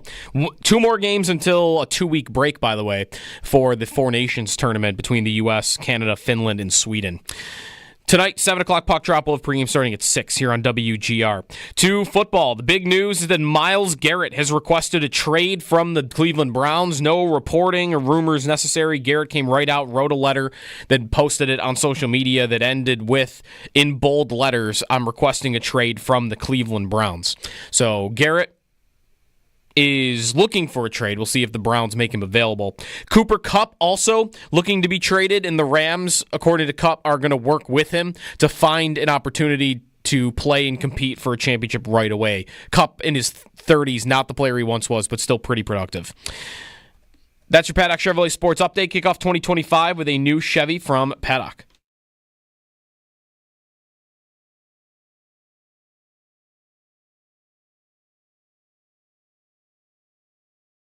Is this a business play by Myles Garrett? I don't think so. I think he legitimately wants to be in a place where he feels like he's going to have a chance to win the Super Bowl. But again, is there anything that could get him off that changes his mind? In his ideal world, that's what he's doing. I think the best way of saying it, he wants to go to what he believes is a Super Bowl contender. I think that would be a place that he believes gives him more hope to win a Super Bowl than the Browns do. And there are probably multiple NFL franchises that would fall into that category.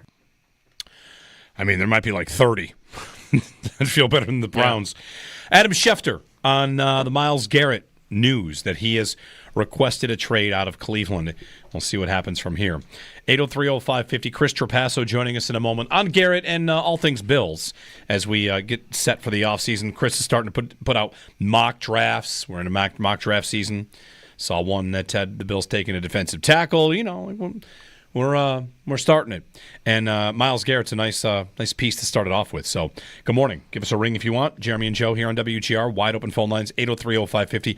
We'll talk bottom of the hour with a guest from Cleveland. It'll be Jeff Phelps, post-game host for the Browns Radio Network and midday host at 92.3 The Fan. That's coming up at 8:30 to tell us the Browns side of this. How likely are they to trade him? How has he been as a player, teammate, locker room guy, whatever, all that stuff. He's a great player. He's a Hall of Famer and looking for another home. Mike in Pennsylvania is up before we get to Chris. Hey, Mike, good morning. Hey, good morning, guys. I've been thinking about it all off season. It's funny that it's coming out, and I thought there was 2 legit pass rushers they could probably maybe pry away if the cards felt right. And Myles Garrett was one of them. The other one, though, I think that's more intriguing than Myles Garrett. And listen, I'm not debating Myles Garrett's a Hall of Famer. I just get nervous when you're going to hand millions of dollars to a guy close to 30. Maybe it's the Von Miller experiment that we had. But, I mean, I would like them to try to pry Micah Parsons away from the Cowboys. Maybe you do a 3-way deal. I don't know. Maybe you give Myles Garrett to the Cowboys, and then Parsons comes to Buffalo in exchange for some picks. But I mean, I would like to invest in a guy that's, you know, maybe on the south side of 27, not a guy that's closer to 30. That's just my opinion. What do you think about that? One thing on Parsons I'll give you. I've been mentioning the stat on Garrett that he is number 2 in the league in pass rush win rate. Mm-hmm. Garrett is, and Garrett gets double-teamed 30% of the time. That was from Mina Kimes. Number 1 in the league in pass rush win rate is Micah Parsons. So he's the only guy with a better pass rush win rate than Garrett is Micah Parsons. He is younger. Does that mean it costs you more? And he's not yet signed. Yes. It probably costs you more. And he has not asked for a trade. You know, you might like Parsons. I don't know. Am I getting into the nitty-gritty of the difference in the position they play? They both rush the passer. Yeah. That they both fit exactly the same. They also, they kind of are similar in that they move all over. Yeah. Like, they will line up over the center. They will line up over the guards. They will line up over the tackles. They're athletic freaks. So, yeah, I hear you. But Parsons is costing you, I think, more. Is it even possible, though, to cost more than Garrett? Like, yes, because he's young. He's younger and hasn't asked for a trade. But there's not so much more you can get. I don't think in the NFL you're allowed to trade more than 3 first-round picks in a row. So, like, that's right. You could say if Garrett if the Browns want 3 firsts for Garrett, I don't know if they'll get that. Then like the Cowboys can't really ask for more than that. They could say, well, we want 3 firsts and a second. Like the difference at that point might be negligible. That's if that's what the Cleveland asking price is. I don't know. 803-0550. Thanks, Mike. 1-888-550-2550. I mean, Von tore his ACL in Detroit. It didn't have to be an age injury. Trey White tore his ACL in New Orleans. Yeah. Significantly younger. Reggie Ragland tore his ACL at Bills training camp. Right? And like you mentioned, I was surprised to see last week that Von finished the season top 10 in pass rush win rate, according to PFF, this season. Yes, this season. He was PFF graded him the Bills' best pass rusher this season. Yeah. Granted, he didn't play as many snaps. That's why. Part of it was the sample size was smaller for him than the other top guys, but still, like when he was out there, like he was getting some pressure. 803-0550. Joining us on the Western Hotline to chat a little bit about the Garrett news and mock draft season is pretty much upon us, is a friend of the show, Chris Trapasso, NFL draft analyst for CBS Sports. Chris, good morning. Hey, guys. Thanks for having me. How's it going with you guys? Good. You flat out went out and put out an offer out there. 2025 first, 2026 first, and Greg Rousseau. Rousseau and 2 firsts. You think that is fair value for Myles Garrett? I think that it would be probably the best offer that the Browns would get. It's kind of funny that right when the news came out, there were, and I'm sure you guys saw it too, and I'm sure most of your listeners saw it, there were so many different suggestions for, it's going to cost 3 firsts. No, it's not. And if you ask Browns fans, they want, an insane trade package to get him. I think if the Bills offer that, they would get Myles Garrett. Now, maybe it won't even cost that much. The main reason, and I also tweeted this yesterday, I don't think that, given that Rousseau is up for a new deal probably this year, entering his 5th-year option year, I don't think the Bills are going to pay him $25 million and then pay Myles Garrett $35 million and have 2, defensive ends that together combine for a $60 million average per year hit over the course of their deals. So to me, I think they would have to make a decision. Do they want Greg Rousseau at a lesser amount of money, and he's a lesser player, but he's younger, keep the picks, or you get Myles Garrett and you get 3 years of defensive player of the year type ability, because we have not seen Myles Garrett fall off. I don't think there's necessarily a right and wrong answer, but I think, to me, that is the question that the Bills have to ask themselves and then ultimately answer before they decide what they're going to do, if they're going to even call the Browns about Myles Garrett. Chris, the loss to the Chiefs is still fresh, obviously, and previous years they lost to the Chiefs and they went after defensive end, right? They did it in the draft with Rousseau. They did it in free agency with Von. Is it chasing your tail, or I don't know what I'm looking for here? Should they chase defensive end again when it comes to trying to find a way to get by the Chiefs? Well, what's the interesting wrinkle in this is that it is an awesome edge rusher class, and in that 2021 class when they picked Rousseau, there was a bunch of edge rushers that went late in the first round. It kind of feels like, this is kind of contingent upon the combine, but that's where a lot of these really good edge rushers will ultimately go after, Abdul Carter is going to go in the first 3 to 5 selections. That's the other question. Does Brandon Beane say, hey, look, I've been chasing these veterans, and Sean McDermott's defense is, of course, like most defenses, at its best when they're getting home with 4. They don't have to do a bunch of exotic blitzes. They can create so much confusion in the secondary when they're dropping 6 and 7 guys. Do they continue that same route and get Myles Garrett, or do they say, we're going to bank on a young player? Now, I don't know what Brandon Beane would be thinking is if he says, well, okay, we kind of hit on Rousseau, but we missed on Basham. We pretty much missed on A.J. Epinesa, never really amounted to a great player as a second-round pick. Is he going to say, we don't have a great system in place to draft edge rushers, or do they believe that they can do that? That, to me, is just from the draft perspective, makes this more interesting, where if this was a edge rusher group that was like, man, there's just really no one, you got to wait until the 3rd or 4th round to get good value. That's not the case in this 2025 draft class. Do you have a line in the sand? Like, is there a number or a price, I should say, that the Browns would want where you'd say, okay, now, like, no matter how good he is, that's too much for me? Well, I think it's my offer that I put out there. Like, that would be the line in the sand, in that when I tweeted it, it's like being a Bills guy, it's like if I put out anything on Twitter or have a suggestion, it's like, oh, how about AJ Epinesa and a second? Like, then it looks like I'm just trying to get the Bills. So I was like, hey, this is about as hefty of an offer as I would go if I was Brandon Beane. With Rousseau, again, then you don't have to pay him, obviously. You allocate all those dollars to Myles Garrett. What I do think, again, it all ties into the draft because it's all related in the offseason. The Bills having those 2 second-round picks, that one selection that they got for the Stephon Diggs trade, I think kind of looms large. To have it's like at 56 and 62 or something like that.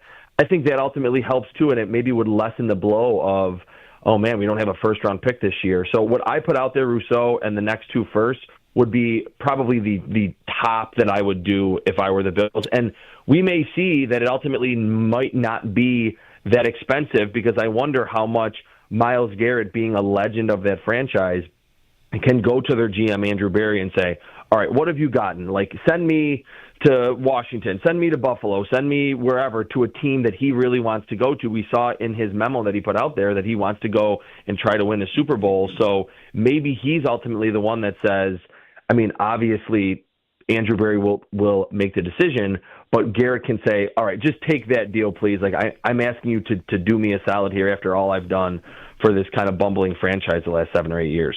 Chris Trapasso on the Western Hotline chatting on the Myles Garrett stuff. How about Rousseau as a player, Chris? Is it a no-brainer to extend him and give him $20, $25 million? I thought that was the case, that he would be in that range of like, all right, he's not going to reset the market. He's not going to get close to like Nick Bosa and ultimately what Myles Garrett and Michael Parsons are going to get. But with Rousseau, and tell me if you guys feel the same. It's like you look at the PFF numbers, you watch the film, and you go, okay, yeah, he had a good game. He had 8 pressures against the Jets. He had 6 pressures and a couple stops near the line of scrimmage against the Titans. But in those big games, I think the fact that Brandon Beane had continued to be big game hunting for that edge rusher who's going to win really quickly around the corner, it's like Rousseau doesn't show up in those games. So I think that lowers his value a little, and it makes it more of a question where maybe the Bills don't just say, hey, we're not going to offer you anything, but it's closer to $20 million than it is $25 million. And I think that's the weird and kind of fascinating part with Rousseau, that he's like the most uniquely built edge rusher in the NFL, that he's like almost 6'8" and like 255, 260. He can win. He's gotten stronger. He's not a bad player by any stretch. He was probably the Bills' most consistent 3-down defensive lineman this season.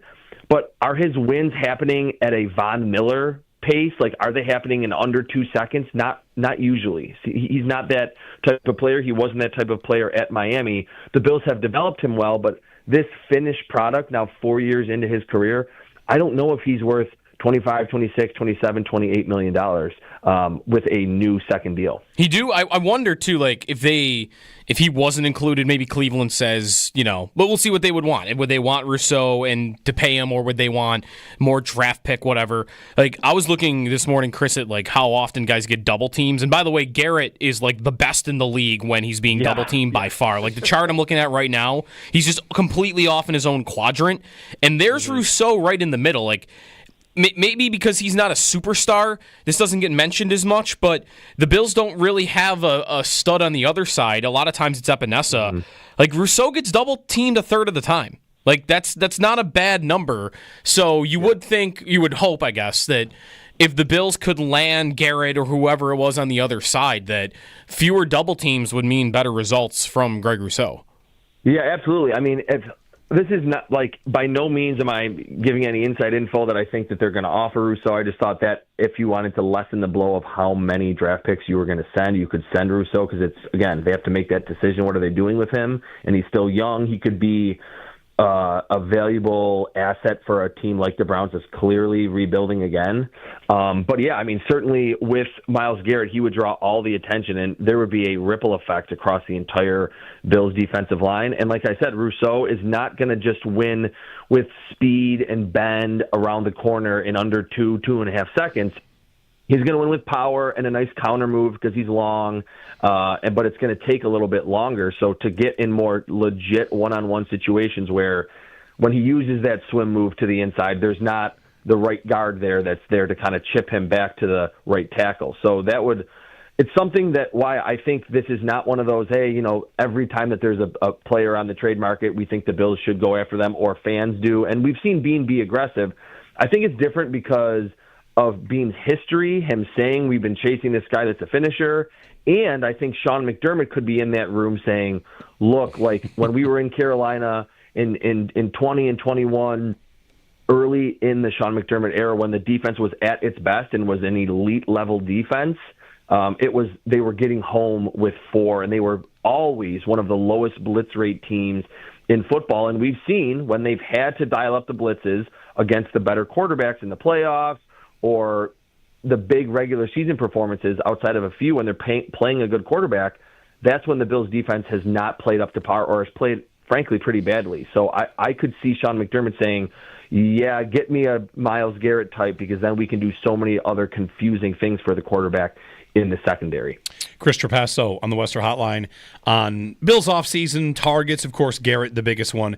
Chris, do you have any other names that, I don't know, you like, whether it's free agency or a perfect draft fit? I know this class is said to be pretty good for defensive line, edge, and tackle, and I think the Bills would probably like to do some work there. Yeah, so I haven't looked a ton into the free agent class. I've kind of been full bore going ahead with scouting reports and evaluations for the draft. Obviously, free agency comes first. I'll certainly peek at that.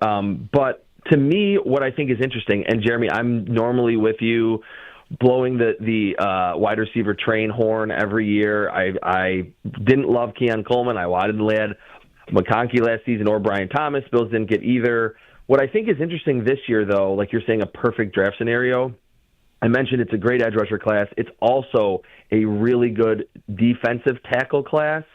So what I would almost say is, for as much as I certainly would not be upset if the Bills picked a wide receiver at pick 30 this year, it almost aligns where the first 2 picks, or in the first 2 rounds, they obviously have 3 picks in those first 2 rounds, would be on defense, and I think the odds are that's what they would probably do anyway. And it aligns where the wide receiver class, after, Travis Hunter, Tet McMillan from Arizona, as I'm digging into this wide receiver class, I like some 3rd and 4th round guys who I think can be good players. Jack Besh from TCU is a really fun name who had a great Senior Bowl. Ricky White from UNLV is kind of like a Tank Dell, Deontay Johnson who can get open. Jalen Royals from Utah State is kind of a Debo Samuel, DJ Moore. So, in almost thinking of where the Bills are likely to pick a wide receiver, you like when the they value. go on the clock, I like the value with either that second pick in round 2 or maybe even in the 4th round. All right. Chris Trapasso on the Worcester Hotline. Thanks, Chris. We'll chat again in the future very soon, I'm sure.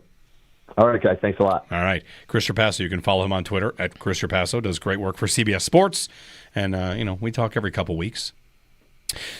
Do you think you could name the only 2 players in NFL history with more sacks in their 20s than Myles Garrett? 102.5, by the way, is that number. 2 players ever have more sacks in their 20s. Bruce Smith? Nope. Lawrence Taylor? Mm-mm. Julius Peppers? You named him earlier in the show. Reggie White? Reggie White, number 1. I don't think you'd ever get number 2. Jared Allen. Jared Allen. How about Jared Allen, number 2 all time for that? And then Myles Garrett, number 3. And he actually, he will be number 1. He doesn't turn 30 until December 29th. So most sacks in your 20s in NFL history, he needs 5.5, which I feel like he'll get. He's still amazing. So, all right. Josh has trivia for us. Ooh, good. Yes. Instant trivia. Let's go. Lots of trivia this morning. I like it. Yeah, you just threw another one in there. Yeah. So today's instant trivia, being in the spirit of defensive players and looking at defensive players, and the draft being right around the corner, there have been 7 players drafted as a defensive player, first overall in the NFL draft in the last 35 years. Ooh.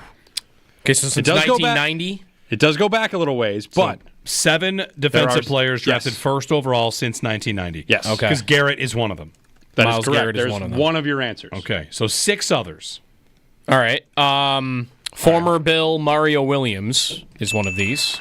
Very good. There's 2. Bonus points if you can name the years and the teams that drafted them. Year, I mean, The year. easy. What with is Mario 2007? 6? 2006. What was Garrett? 17. That's correct. Yeah. Okay. Current Jaguar Trayvon Walker. I Right? can't believe he went number 1. Because it was supposed to be Aiden Hutchinson. Everyone but- thought Aiden Hutchinson.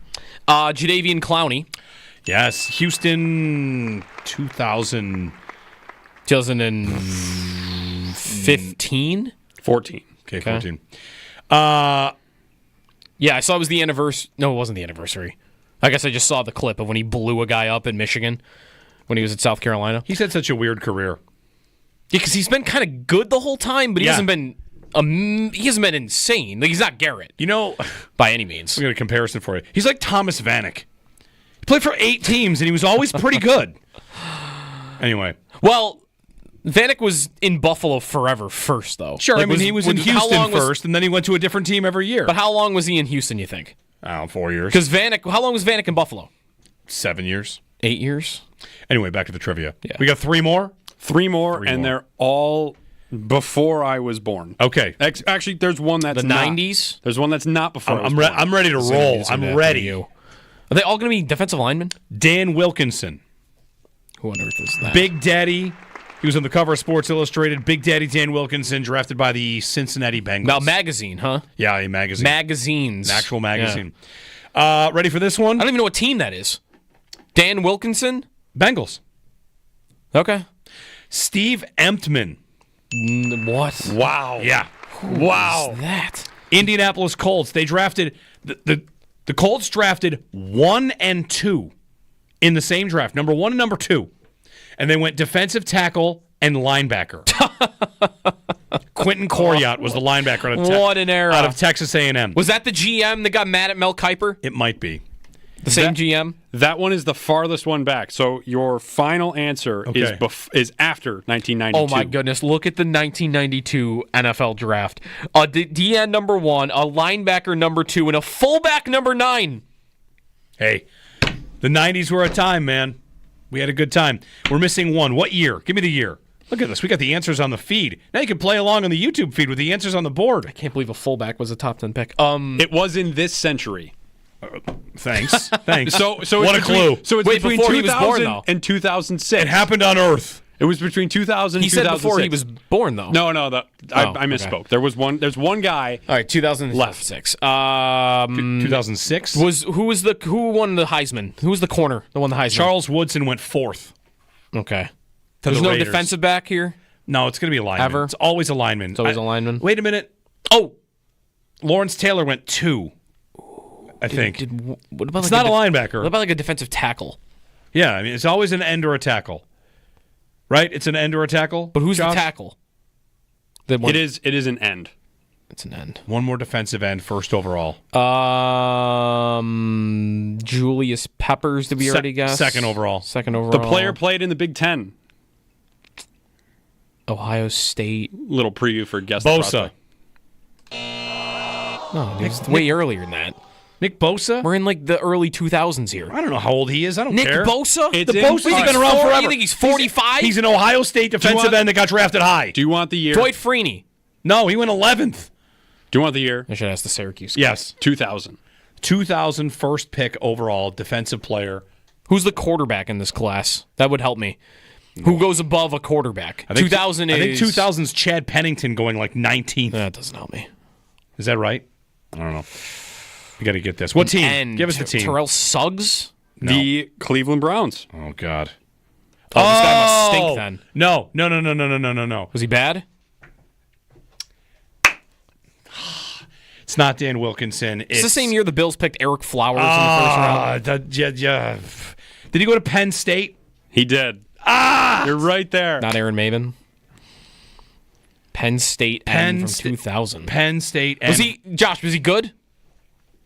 Let me pull up his football. He reference doesn't page. know Let's who he find was. out. He wasn't good. I was 1 year old. I But know. you would What know. do you want? But you would know from his career 10 years later. No, he had a very short career. I saw the answer Short on the career. chat. I saw the answer on the chat on YouTube. I was not going to get it.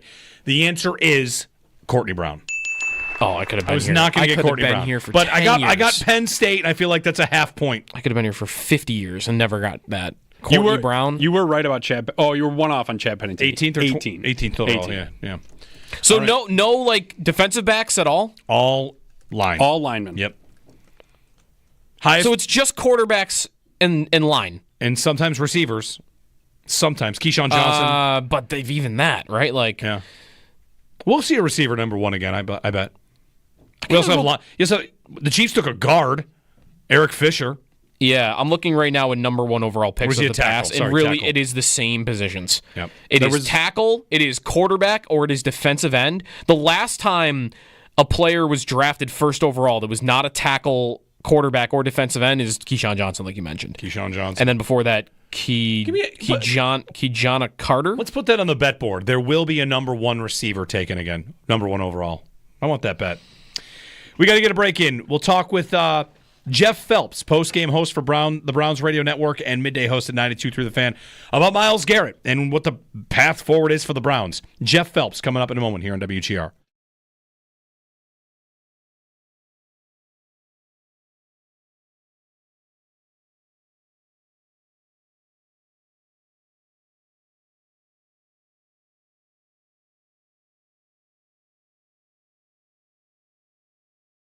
Jeremy White here for Riverfront Auto Sales, 1379 Niagara Street in Buffalo. Riverfront this time of year, do it the same time of year, every year. Tax refund time. And at Riverfront, they'll make that tax refund go farther. Get a deal that's too good to miss. Take Riverfront Auto Sales. Take your tax refund to Riverfront Auto Sales this month. They will double the amount of your check up to $2,000. So a $500 refund check gets you $1,000 towards the vehicle, and $1,000 gives you $2,000 towards the vehicle.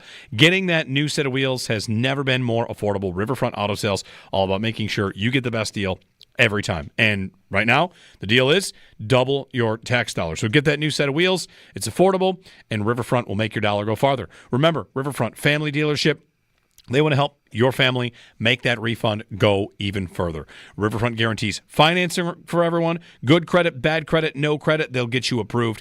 And this month, take your refund to Riverfront, and they'll double its value towards any vehicle you purchase. For more details, visit riverfrontautosales.com. Call 886-1626 today, or stop by Riverfront and test drive a beautiful late model vehicle at 1379 Niagara Street. Must mention offer, cannot be combined with another discount. Go online to riverfrontautosales.com.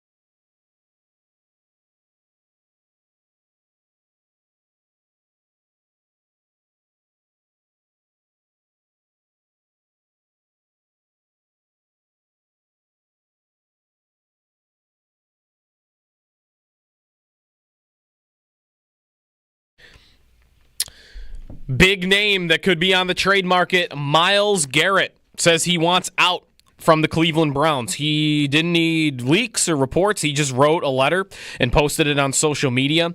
And it ended with bold lettering that said, I have requested to be traded from the Cleveland Browns. So we'll see if the Browns honor that. The report from Mike Garafolo is that their stance has not changed and that they do not want to trade Garrett, but oftentimes the team end up trading him. So we'll see. Also, Cooper Kupp is on the trade market. He says that he and the Rams are working together to figure out a trade partner. So Kupp's days in L.A. look like they are numbered. To the rest of the NFL, Roger Goodell, speaking yesterday at Media Day, says the league has not had any formal discussion yet about an 18-game season, although the owners' meetings in March are expected to have that on the table. Sabres are in action tonight, 7 o'clock against the Columbus Blue Jackets. Columbus actually has that final playoff spot right now in the East. The Sabres are nowhere near it, though, 12 points back. 7 o'clock tonight, 6 o'clock pregame here on WGR. Those are your Paddock Chevrolet Sports headlines. Kickoff 2025 with a new Chevy from Paddock.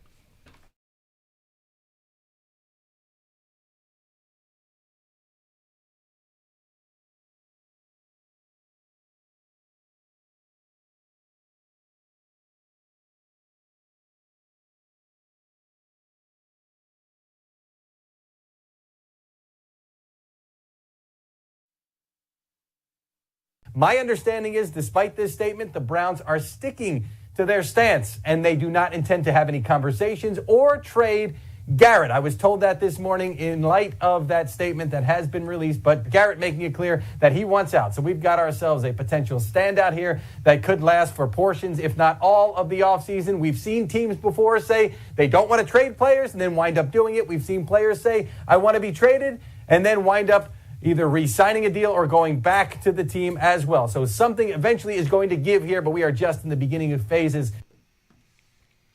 Mike Garafolo on NFL Network. Jeremy and Joe, good morning.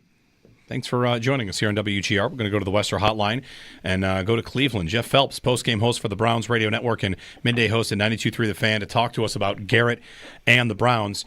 Jeff, good morning. It's Jeremy and Joe. Thanks for taking some time today. Hello, guys. You're not getting Wyatt Teller and Corey Bojorquez back. I'm sorry. All right. All right. How about I would take Teller back. He's pretty good. You're not getting Teller and Bojorquez. Okay. Well, maybe the Wyatt Teller thing went so well that the Browns can consider some future considerations and cut the Bills a deal. Jeff, with regard to Garrett, it feels like the official Garrett letter is the final piece of, is he going to get traded? This speculation had been there for quite some time. He had talked about it, guys. He had thrown it out there, and not that he had requested a trade, but there was talk, that he might want to do such a thing. And after 8 seasons here, that was maybe his thinking. The letter was obviously a well choreographed event.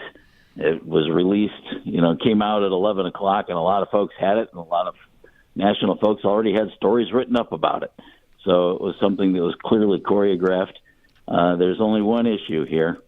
He has a 2-year contract, 2 years left on his contract, and the Browns don't have to trade him. So, we all know how this can go, but he does have 2 years left on his contract. He makes good money, and the Browns like him. So we'll see where it goes. Browns, as you guys heard Mike Garafolo say there, Browns have said, "Yep, that's great. We're not trading you." That can change. We all know how everything can change. Does that come down to how aggressive of a reset/rebuild there is? I mean, the Browns are kind of in a spot that few other teams get to when you get this high in the draft and this much money tied up in a quarterback that has gone so wrong. What's the general idea for the way out for the Browns? The way out of what, Myles? Out of where they're stuck. I guess it's all comes back to Watson, right? Like so much money committed to a player that is. I mean, you're hamstrung on a lot of levels, and I feel like Garrett wants out in large part because he probably feels they're kind of dead at quarterback for a while. I would think that's the case, except for one thing. Just because you have to pay him doesn't mean you have to play him. And a lot of the rumbling, around our town is that, okay, he's got the torn Achilles anyway, and then he re-injured it, and he's had another surgery. It's unlikely that he's actually even physically ready to play next year. So they will have another quarterback. we all know how many quarterbacks are out there right now. There are tons of veteran quarterbacks. There's one in Atlanta who might need a job after he's cut and is getting paid by another team. So there are a lot of guys that they could bring in here to play quarterback next year. The bottom line, though, you're right. They've got to pay Deshaun. There are cap implications if they trade Myles Garrett, too. So if you have two great, big, huge, cap things on your slate there, you're in trouble. So there will, if by chance they decide to move Myles, and if he, still wants to be traded, I would think that there are huge cap implications that they'd have to deal with. Jeff, Myles Garrett, Defensive Player of the Year, on his way to being a first-ballot Hall of Famer. As a player, as a teammate, as a person in the community, where does this player rank for you? Should every team, of course, be knocking down the door for him? If I'm a general manager, I'm making a phone call. And, the Browns have said that phone call will be answered with a, you know what, thanks, we're not interested in trading him. But he's been terrific in the community, guys. He's gotten better since he's been here. The only thing you might be able to say poorly about Myles is that the Browns should have taken Patrick Mahomes instead. Other than that, I don't know what you could say. Yeah. Is he on the level, would you say he's the best pass rusher kind of this generation, or at least up there with T.J. Watt? He's one of them, guys. I think of TJ, think of JJ. There are some. He's upper echelon. How's that? I can't tell you of one better, but to sit here and tell you that he's the absolute best, I couldn't tell you that either. But he's really good, and he obviously impacts every game he plays in because offenses scheme to stop him. Do you feel like the Browns, what their best case scenario might be right now? Because as you mentioned, they don't want to trade him, but he's got 2 years left on the contract. Do you feel like their best case scenario is what? That they would fix quarterback without Watson being on the field and kind of show him within 2 years, okay, you want to win a Super Bowl, you want to be on a contending team, that we have done the job to prove that to you over 2 years? Do you feel like that's kind of their number one goal right now? I'm not sure what they're thinking. I would just say this. He's 29 years old. He'll be 30 next December. So, he clearly has some prime time left. But he has 2 years left on his contract. I would think when his contract is up, then there would have to be a mutual decision if he's still here. Do you want to come back? Do you not want to come back? I don't think teams break the bank for 31-year-old, 32-year-old pass rushers who have been in the league for over 10 years. Those are the guys who get that 1 year contract here and then go to the next 1 year contract there. So I don't think they're trying to prove anything to him. He's under contract. I would assume he's under contract for 2 years. Come play, and this is our situation. If it changes, if the Browns got a great offer, if they sat down with Myles and decided, we should trade you, whatever, then that's what they would do. But I don't think they're on the clock to prove anything to Myles. He signed the contract, so. Now, he cannot show up, but that also means you cannot get paid. But guys make so much money, I would assume he's got some money in the bank, right? Yeah. So he could play that route if he wanted to. But honestly, guys, I don't think they have anything to prove to him. Now, did the team make the playoffs this year? No. Did they make it the year before? Yep. But that doesn't do you any good right now when you're, the Defensive Player of the Year and you're 29 years old and you want to win. So I get all that, but you're under contract. They're trying to do some things to win some football games. And I would think that they mean what they say when they don't want to trade him. On the other hand, we were kicking around on our show yesterday. Boy, how about this trade scenario? How about this one? If they decided to move him, you could get healthy real quick. You could get a lot of picks. You could get some players that might help you with everything. Browns have the second pick in the draft already. Now, I saw one. We threw out one idea. Mike Vrabel was just with the Browns as a consultant. He's now in New England. They have the 4th and 38th picks. ESPN in their mock had them taking the defensive tackle from Michigan, and then Jack Sawyer the defensive end from Ohio State, with their first and second rounds. And the Browns need a quarterback. They have Joe Milton sitting there, a developmental guy. Browns could draft, let's say Abdul Carter's there at 2. They get Carter, the defensive tackle out of Michigan, Jack Sawyer. You bring in 3 young defensive linemen in the top 38 picks, and you get a developmental quarterback if you sign a veteran. I mean, that changes things in a hurry, right? Yep. Yeah. So, I mean, there could be some great options out there in a trade if the Browns decided to do that. Jeff Phelps, 92.3 The Fan and Browns Radio Network. Jeff, thanks very much, and we'll be, of course, paying attention to what happens with Garrett from here on out. No teller, no Bajorquez. I'm telling you. Thank you. See you guys. Yeah, see ya. So he mentions one thing there, like, this is where the Bills actually can't compete. If it's the Patriots or a team in the top 10, you can't compete with that. You're not going to be able to put together. Think of how much it would take to trade up to number 4 overall for the Bills. It would take what? Oh, you don't have it. You don't have it. And if that's what they want, you have the ability. The 4th pick or even the 7th pick, it's just you don't have that currency.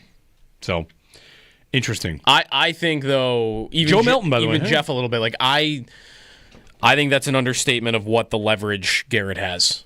Like, I think he's got a lot. I think he's got a lot of say. I think he's got a lot of pull because of how good he is. And in this era, I mean, it happens more in the NBA, and we've seen that happening like right now in the last like days and weeks. In football, it kind of has begun happening too. Like, if he doesn't want to be a Patriot, he's not going to be a Patriot. If he doesn't want to be a Brown anymore, I don't think he's going to be a Brown anymore. That's it. 803-0550. When we return, who's Tom Brady rooting for in the Super Bowl? Because, of course, there's history on the line. And in the most annoying Super Bowl of our lifetimes, he's on the call. Can he have a rooting interest if he's on the call? He's not supposed to. But he did answer the question on, what about history, Tom? Watching a three-peat. We'll give you his answer when we get back. He said something that will make you mad.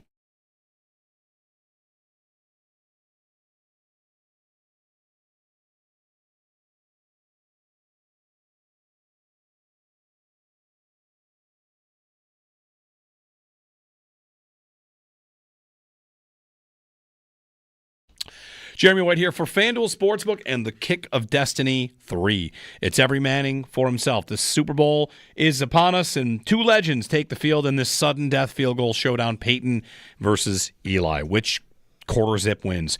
Live from New Orleans, one kick to claim ultimate family bragging rights. Who rises to the moment? Pick your winner in the FanDuel app. It's free. And if you back the correct brother, the correct Manning brother, you earn a share of $10 million in bonus bets. So it's the FanDuel Kick of Destiny 3. Make your free pick. Don't forget to tune in to watch the showdown live during the Super Bowl 59 pregame show on Fox at 3 p.m. Eastern. May the best Manning win.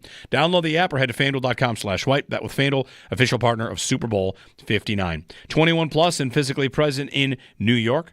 No purchase necessary. Bonus issued as non-withdrawable bonus bets that expire 7 days after receipt. Restrictions apply. Void where prohibited. See terms at sportsbook.fanduel.com. For help with a gambling problem, call 1-877-8-HOPE-NY or text HOPE-NY.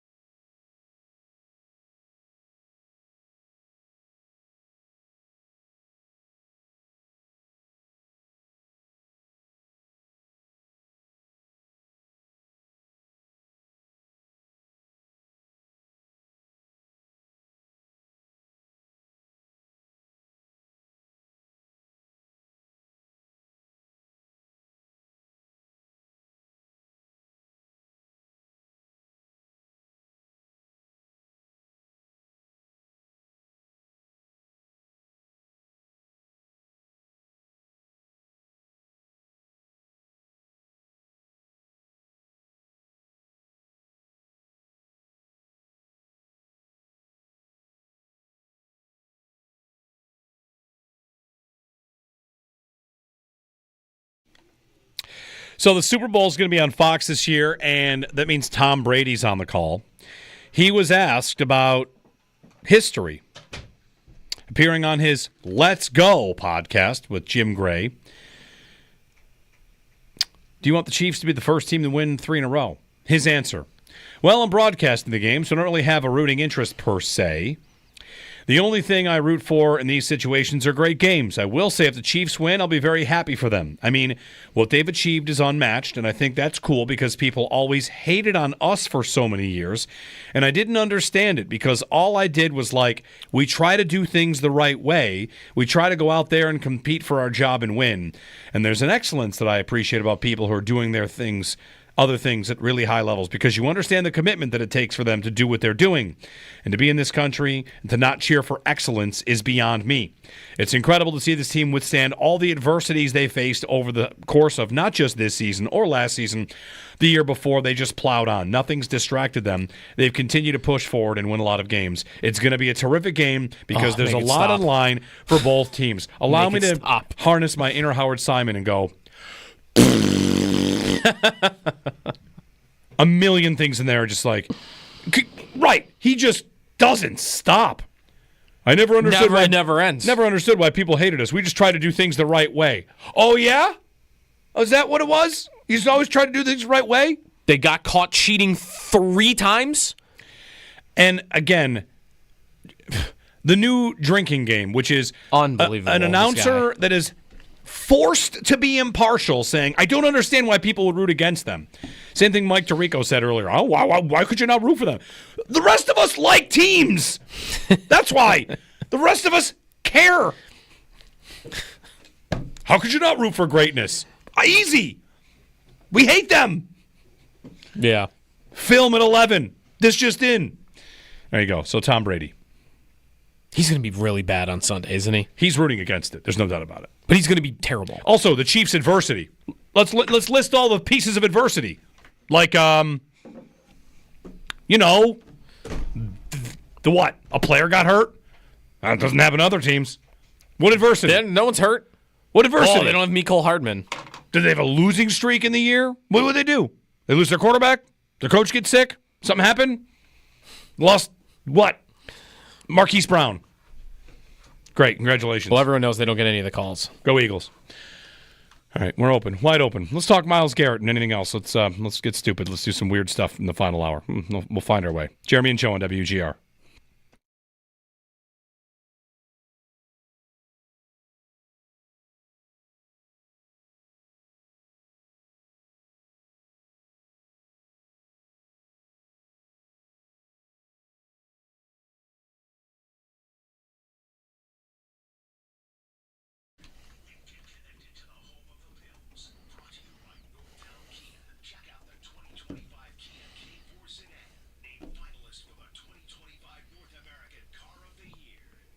Hey, it's Sneaky Joe DiBiase here for the Roswell Park Donor Center. Maybe you got a free day coming up and you've been wanting to do something good. And at Roswell Park, the Comprehensive Cancer Center, of course, Donor Center, when you go right in, it's on the right. You walk in. They've got big comfy chairs for you. Just takes a little bit of your time. Blood or platelets, always needed down at Roswell Park. When you do donate blood or platelets, it stays right there at Roswell Park. So if you are wanting to learn more about donating and to schedule an appointment, be sure to search Roswell Park Donor Center, or you can visit roswellpark.org. When you the process is simple, as I mentioned, and when you donate to the Roswell Park Donor Center, you're directly impacting the lives of those that are battling this disease. Together, let's make this a year one of hope and healing for those in need by donating blood or platelets at the Roswell Park Donor Center. Again, search Roswell Park Donor Center or visit roswellpark.org.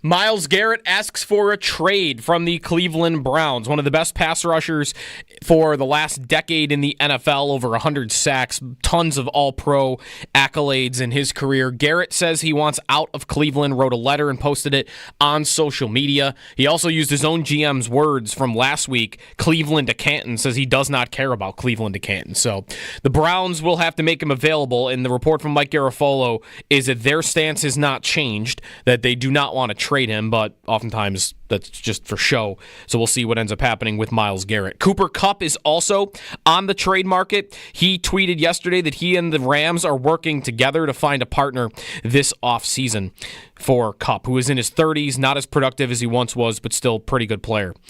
Elsewhere around the NFL, Roger Goodell says that the league has not yet looked at implementing an 18-game schedule, but did indicate that could be coming. The discussion could be coming in March at the league's owners' meetings. To hockey, the Sabres are in action tonight. It is a 7 o'clock puck drop against the Blue Jackets. Sabres actually a big favorite tonight on the betting odds. It's 7 o'clock at KeyBank Center. Isak Rozan recalled from Rochester following his AHL All-Star appearance. Tyson Kozak was placed on IR. He's been very sick, so that's why Rozan is up. Tage Thompson was expected to be fine for practice yesterday. The Sabres canceled practice, so we'll see if he's good to go later today. That's your Paddock Chevrolet Sports Update. Kickoff 2025 with a new Chevy from Paddock.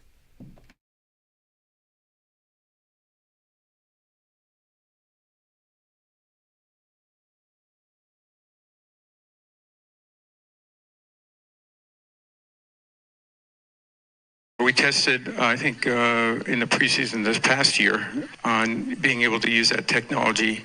It is complicated. Obviously, you have a lot of humanity that interferes potentially with some of that, at least from a camera angle standpoint. You also have a shape of the ball that is different, and it's about where the ball is, not where the individual is necessarily. So there are a combination of factors are there, but I do think that technology will exist sometime in the future. We're continuing a lot with our partners how to advance that as quickly as possible so we can get to that place. Roger Goodell at the Super Bowl talking about the spot and, the fourth down and all that. Read a very interesting article, Joe, about why the NFL doesn't have it yet. Uh-huh. And I have a very unpopular opinion. Okay. I am not outraged with how the NFL does the things that they do when it comes to spotting the ball right now. I'm not outraged.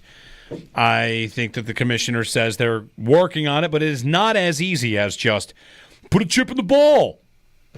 Because there's a piece that was Yahoo Sports, why the NFL still uses refs, not technology, to spot the ball. So there's been a chip in the ball since 2017. There's a chip in the ball. That's how Next Gen Stats works. How fast is a throw? How far did it travel? But there's a problem with the chip. When it comes to measuring where it is, like the chip can measure if it goes out of bounds or if it goes how many. There's a 6-inch margin for error on measuring right now. That's amongst what, officials or amongst the chip? The chip. The chip has a 6-inch margin for 6 inches of margin for error, which is more than half of a football. Okay. So picture, why don't they just have the chip do it? Right now, the chip they have, 6 inches margin for error. Okay. One way or the other. That's not good enough, right? Ooh, to me, that sounds great. That's terrible. To me, that sounds infinitely better than what the officials are doing. We think the officials don't have a 6-inch margin for error running from 25 yards away? Hold on, you're going too far. Just in terms of knowing where the ball is and nothing else is a 6-inch margin for error on every play. Not, it's in a pile-up, it's this or that. You could be the official and watch where the ball is, and your chip says it's actually 6 inches ahead of where your eyes watch it, and the chip thinks it's 6 inches forward. What would you do there? I still say that's 1/6 of a yard. Sure. Like, I don't think the officials are that accurate. So again, the line judges are that accurate. You're still confusing one thing. Yeah. It doesn't do that within 6 inches in concert with a knee going down. Right. Okay. Just where it thinks where the ball is. Because it doesn't know where the knee was down. Right. Independent of that. Right. Just where does it think the ball is? Okay. There's a 6-inch margin for error. You'd like it to be better than at that. all times. Yeah. You know what? You say you like that better.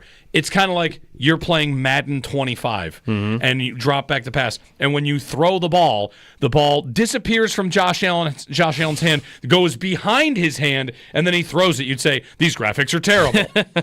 Yes, that's horrible. Look at this glitch. This is a disaster. Right. That's what it's also similar to, you know how sometimes where you'll see the pylon for where the first down is, and then the actual yellow line is off by a half yard? Yeah. That's margin for error. When Fox Tracks used to have the puck lit up and it would glow inside the boards, I think generally when we see technology not be perfect, we say, well, that's a mess. Think about VAR in soccer, right? Yeah. If could that afford 6 inches? That cannot afford 6 inches. That one can't because, right, yeah. That one doesn't have a 6-inch margin for error. That has a no-inch margin for error. Did it cross the line? Yes or no? 6 inches would be a disaster for did a goal get scored. Yeah. So there's a chip in there, RFID, and some of the quotes in this piece are revealing and I think interesting. It says, any real-time spotting would need to detect not only the ball, which right now we've just established has a 6-inch margin for error, but also every body part of the ball carrier and every whistle blown to rule forward progress stopped. It would then need to communicate a definitive conclusion to an on-field ref. Some think that'll never be feasible. And in 2021, they thought it could be possible. This year, they said, we're just not there yet. They do not have the full, all-encompassing technology to do that. Now I need every single player to be wearing a chip on their knees, elbows, ankles, that's too much. Wrists, head.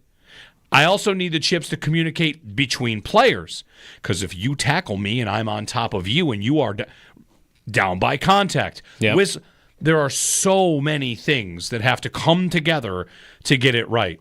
I do not think the NFL is wrong for what they have right now, which is to say, we're not just going to hand this over to technology. That would be a disaster. We don't have it yet. That's, though, when it comes to spotting the ball in general, right? Like, to me, all that sounds right and all that makes sense. That the way that's laid out, I don't think just spotting every play makes any sense. Like, that doesn't sound feasible at all. Right. But from what happened in the Bills-Chiefs game, and the reason Goodell is getting the question is we're not even really trying to give you the exact mark of the ball. That's too inexact. Like, really, what's funny is you've seen clips in the league where the ball gets marked at the 1 yard line, for instance, or like right up on the goal line, and then the center goes to pick up the football to snap it. And they move it. And in doing that, he moves the ball to the goal line. It's like it's in the end zone before the play starts, but that's just because you're going to be off an inch or two just with the mechanics of people moving around. All I'm trying to do is figure out, did the ball cross the first down marker? Okay, well. And to me, that sounds, maybe that's not there yet either. But what you just laid out sounds like there's no future in that. There is no future in spotting every play. But can I get to a point in 5 years where I've got some sort of sensor shooting down from one first down marker on one sideline to the other first down marker on the other sideline, and all I need to do is that imaginary boundary that is being shot across the field, when the ball crosses that plane, even if I can't see it, it goes beep, beep, beep, beep, beep, it crossed. That's right. So that's like blended reality. That's kind of what they have in soccer, where the official, he doesn't see the ball cross the goal line to go in. His watch buzzes, goal. Okay, right. Goal. Right. This is where I would get to. 6 inches is a pretty big deal. For that, I think you can't. 6 inches is definitely too much. Let's play it out. Yeah. Josh Allen, this system exists. Blended reality. The officials can watch for when a knee is down. Allen's knee was, of course, never down. What the ruling there would be forward progress. And if you use the chip, let's say here's the line to gain. Watch as the ball goes and it falls 3 inches short. No first down. We would say. What do you mean 3 inches short? There's a 6-inch margin for error. You're not confirming that it actually didn't get there. Don't I have a bigger? Isn't that a bigger problem? Because that is not unintentional, can't see it. That is, we're relying on inaccurate technology. You would never do that. I think you want to talk about, I don't know, rife for corruption. The idea of, how do we decide if it's 1 inch? How do we blend the full half of a football? And Goodell in that quote also says something else very important. A football is not round. A football has a shape to it. Breaking the plane is any part of it touches that plane. Okay. The ball, how is it positioned? Now I'm envisioning this blended reality. Here's the first down line. Now watch as Allen's ball is coming in perpendicular. No, it turns up, and now he's 3 inches short, but we don't know how the ball is facing. How is it? So I teeter on defending officiating versus I think they're trying to get a better system. I think they probably will eventually get one. Yep. But right now, I do not think it's as easy as just yelling, how could we still be doing it this way when they have not yet found the answer? It's not the same as a high-def camera shooting a tennis ball hitting a white line. It's not the same. It's very different. What I just wonder is, because this happens in all aspects of life, where, like, 6-inch margin for error there, for instance. Like, most people, I think, would say to that, like, even with the knee, like, all the context that's needed with it, like, 6 inches is too much. I need it to be perfect. For me, I want to know, in all of these same areas, how does it compare to the human error of it? Because I think, again, this happens everywhere. This happened in baseball with the automated umpiring, right? And it not being perfect. This happens with automated cars, too. Yep. Like, there was a survey that went out about how, like, automated cars, like, even if you do get vehicular, whatever, like, throughout a course of a year, but it's better than, human, like, people still don't want it. Right. Because they don't like the idea of not having the control over it. Right. And to me, that I just don't like the idea of, if you ever got to it, I got a 6-inch margin for error on something football technology related. I'm not going to do that. I'm going to stick with my 9-inch margin for error with the human officials. Well, I'm going to do that, though, because the tech isn't perfect yet. But they don't have a 9-inch margin for error. What they have is something, again, they're just all over the place. Sometimes they might be more. If the 6-inch margin for error existed, you wouldn't even review it. Right. And now, at least I've got officials that look at it, and then they'll look at it again, and they'll look at it from 5 angles. Once I turn it over to the technology, I'm not reviewing anything. What's to review? I got buzzed. Right. Well, what if you take a look at it? Sorry. I think if they got it down to an inch, 2 inches, they might accept it. Right. At what point would we actually do it? Right. I believe. Because I would like, at some point, because that does drive me crazy sometimes. The line judges, like, we saw it in glaring fashion in the Bills-Chiefs game, how often one line judge is like a yard different than the other line judge. Like, it's so all over the place, the way that they have done it forever. And I understand they've done it forever, and human error, like that's just how it is. But I'm totally team get me to a future at some point where what we're talking about. The line judge doesn't even run in. He just looks down at his watch and it says Josh Allen crossed the marker before I blew the whistle. Yep. We're just not there yet. 803-0550. You can give us a ring on this or on Myles Garrett if you want. Zach in West Seneca's up. What's up, Zach? Hey, guys. Good morning. Hey, I called on Myles Garrett, but I just got myself thinking, I haven't really listened to you guys since last week, and I can't imagine how Monday, Tuesday went. Part of the reason I want to, get to a Super Bowl and get one is partially for you guys.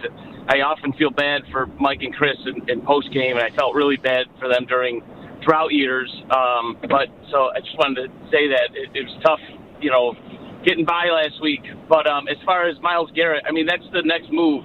I think I'd rather give up, a late, give up the 30th pick this year and whatever you're going to be, whatever it would be, hopefully the 32nd pick the following year. I'd gladly do that for this guy.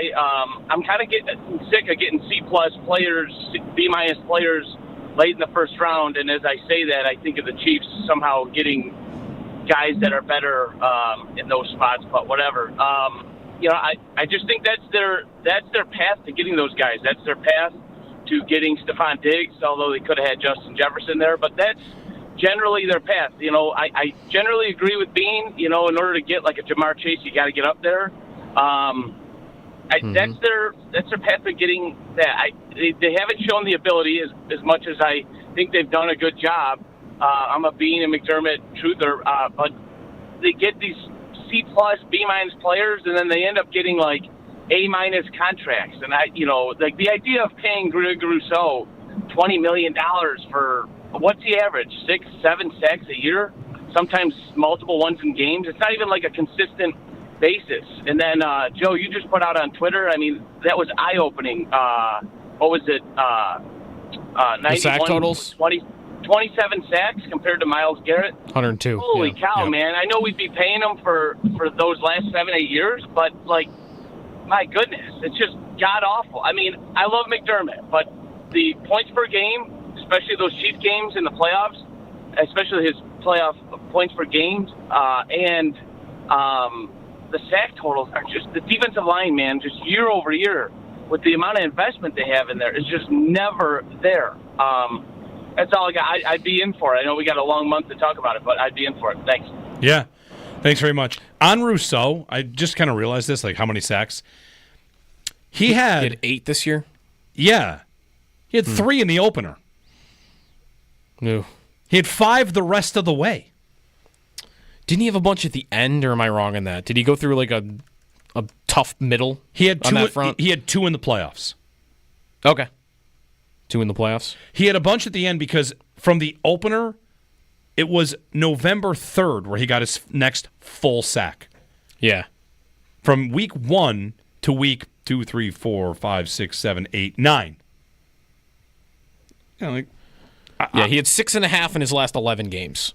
That includes playoffs. That's more what you're hoping for, but even that's not it's good. It's good, right? It's fine. That's like a 10 sack pace. What he was on his last 11 games. It's the nature of the position.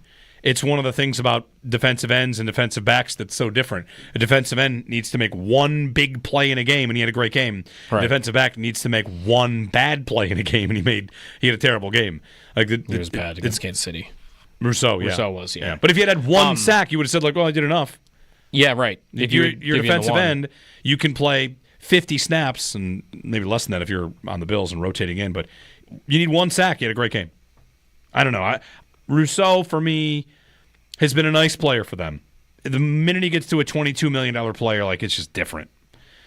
How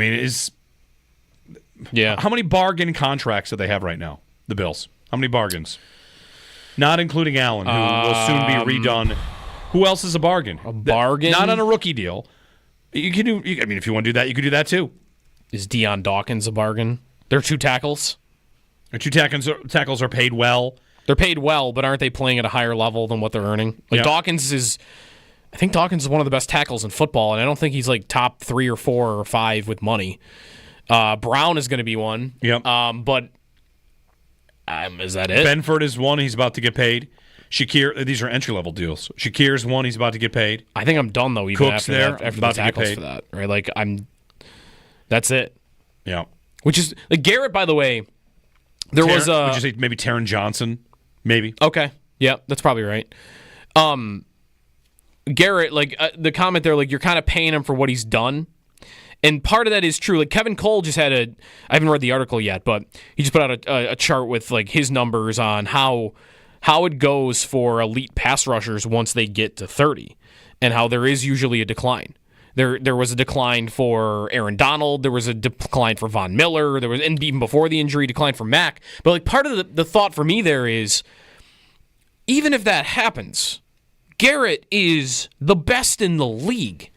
And if you tell me when he's 30, 31, 32, you're going to see an incremental decline, okay, he's going from what then? Is he going to be, instead of the best pass rusher in football and getting you 16 sacks in a year, is he going to be the 8th best pass rusher in football and giving me 12?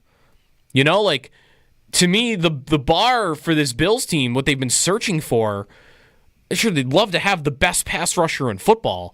I would take Myles Garrett showing up and being, let me give you 5th through 10th. Yeah, an example.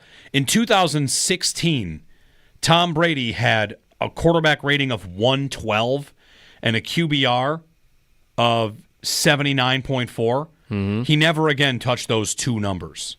Mm-hmm. Did he decline? Sure. But he was amazing. Yeah. Yeah, right. You're coming off of if you're in decline off of Mount Everest, you're still pretty high up there. Right. As opposed to, all due respect, like Rousseau, if he is in decline, where is he? Like he's a guy. Yeah. The 4 players, I saw this chart that Kevin Cole used. The 4 players mentioned, Aaron Donald, Myles Garrett, Von Miller, and Khalil Mack. Aaron Donald was the best defensive player in football till the day he walked off the field. Mm-hmm. He was insane. Was he in decline? Okay. Right, because he left. That's a good point. Like, he's actually a good example for this. And sacks, again, is only one number, and it's like the most basic of them. But Donald, in his, all right, his last year, he was first team All-Pro, and he had 8 sacks at defensive tackle. Big decline from 2018 when he had 20.5 sacks. But was he still amazing? Yes. 5 years later? Like, yep. I would still say he was still amazing. Yep. Yeah, I mean, so and that's where I'm at with Garrett. Same thing. Like the Everest point, like the comparison's good. He is so good right now. Like him declining is way better than anything the Bills have had in defensive line for 8 years. Is Alex Ovechkin in decline? I mean, the way he's playing right now, I might not be willing. I might not be willing to say. But he definitely is. Is Sidney Crosby in decline? He has been for several years. He's still pretty darn good. Yeah. Is LeBron in decline? Let's look at LeBron. Never. Yes. No. He is. Of course he is. Still amazing. He did dunk over a guy the other day, though. Yeah. The great guys still do great things even after they're not at their peak. Peak powers. It comes down to, and Garrett is still at his peak powers. By the way, like it's not assumed. That's only 4 guys. I'd love to see if there's any example. I'm sure there's got to be something of a guy that he was still amazing, just as good at pass rusher at 30. He's 29 right now. At 32, maybe it's not likely, but is it unprecedented that at 32, 33, he could still be like one of the best in the league? Julius I bet Peppers that's happened. Was. Vaughn was, and Reggie then White tore his ACL. Reggie White, obviously young, but and he's the best ever, probably. But Reggie White's a monster example because he in his 30s every year is still like 37. He had 16 sacks. It's kind of like buying a house. Boy, this thing has everything we love, but oh man, it doesn't have a 2-car garage. Okay. I guess don't get it and go looking for this other house. Oh, this has the 2-car garage, but it doesn't have the pool that we want. Okay, scratch that one off too. You're trading for something. You're buying an asset. This reminds me of NHL free agency. That's a little bit much for a guy who's 27. Well, free agents don't come along at 22. Yeah. If Myles Garrett was on his entry-level deal with the Browns, you can't have him. Right. That's why he went number 1. So if you're ever trading for something, we had a caller just a moment ago reference like the Diggs and Jefferson point. The Diggs trade was a smash hit, and Jefferson being drafted means nothing. You could have had Jefferson right if you had a time machine, if you could see the future, if you knew that 21 teams were going to pass on Justin Jefferson and knew he was going to be amazing, then yes, you could have done that. You also could have had Jalen Reagor. You could have had Jalen Reagor. You could have had Brandon Ayuk, who was drafted a few picks after Jefferson. He's pretty darn good. That whole first round is stacked. So, end of the first round is a little bit of a crapshoot. Little bit. A lot of it. The Bills have shown that. The one thing I would say about Garrett is when you're drafting 30th, and the Bills have learned this lesson, you are not in control. You're not in control. What happened the year they take Kincaid? Receiver run right in front of them. Well, all right. Well, didn't fall for us. What happened the year they drafted Kyrie? Trent McDuffie. The Chiefs jumped in front of you last second and took your guy. Jumped up and took your guy. When Rousseau was the pick 30th, like, okay, we like this. You're picking 30th. You have so many things that are not in your control. And if you want to say, like, you know what, screw that. Let's go get Garrett. That's in our control. We know everything about him. Feel good about it. I don't think it's the slam dunk of slam dunks, and I think it'll be tough for the Bills to pay the price ultimately. But in decline is a headline that will lie about it. He might be the best defensive end in football in 4 years after 4 straight years of decline. What happens? He gets double-teamed less? He gets double-teamed more than anybody. Okay, we don't have to double-team Myles Garrett anymore. Guess what happens? He's inclining. Inclining? You know what I'm trying to say. He's on the rise again because he's not getting double-teamed. He might win Defensive Player of the Year this week, by the way. He's plus 700 for that? No. No? Patrick Surtain. Oh, yeah. Patrick Surtain's going to win that. He's like a prohibitive favorite, minus 1,000. You're right. I'm looking at opening odds from the season. Yeah, Patrick Surtain's going to win that from Denver. Yep. 803-0550, Jeremy and Joe on WGR.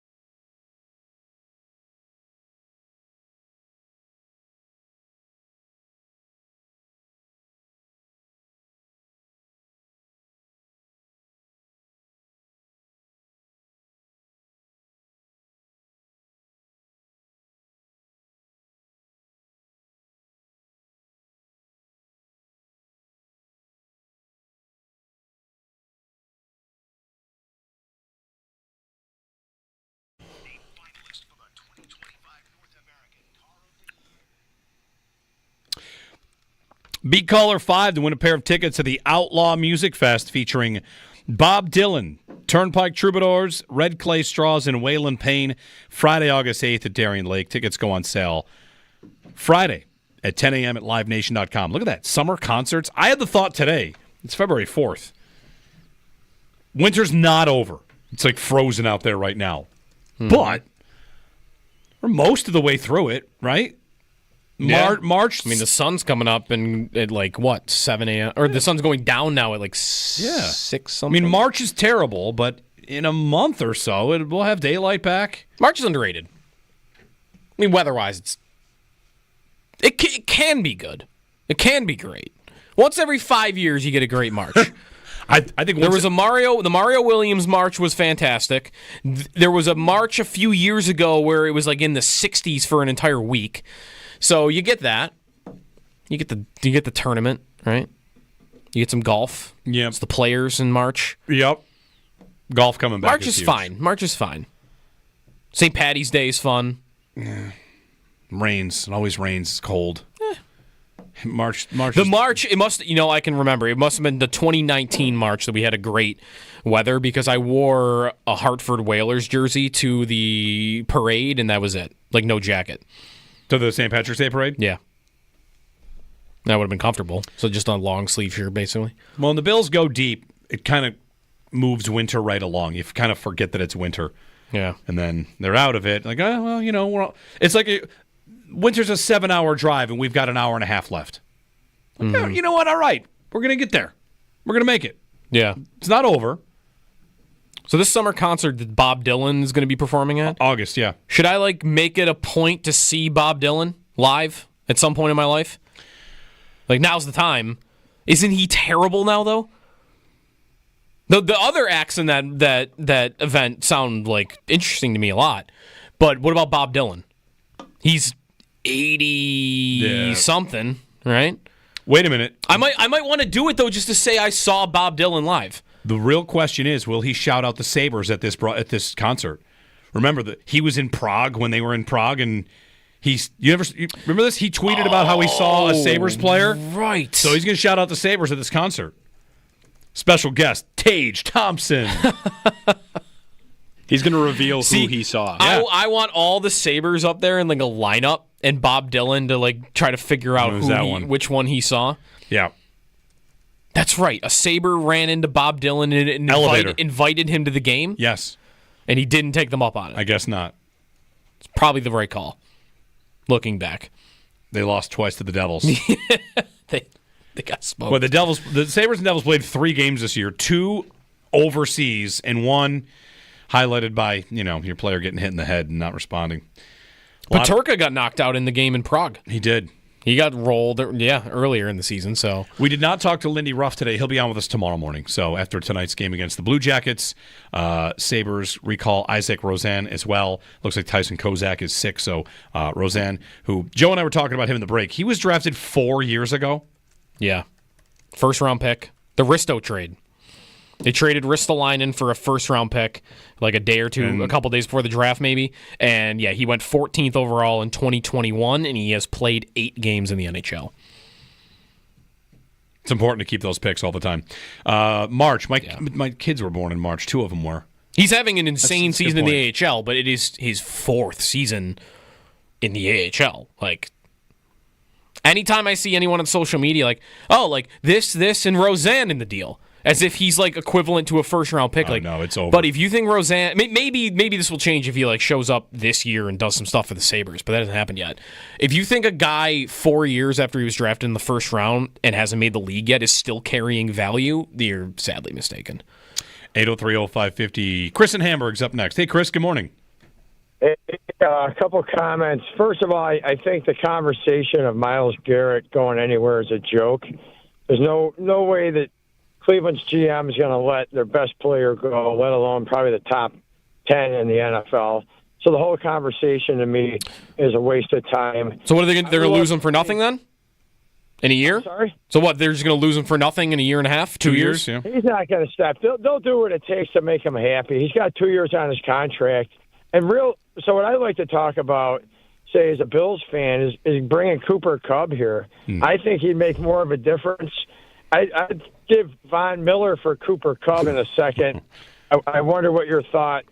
My understanding is he wants to go, and the coaching staff and the GM is willing to make him happy. So how about Kupp coming here? What would you give for him? You mean Kupp wants to go? You think Kupp wants to go?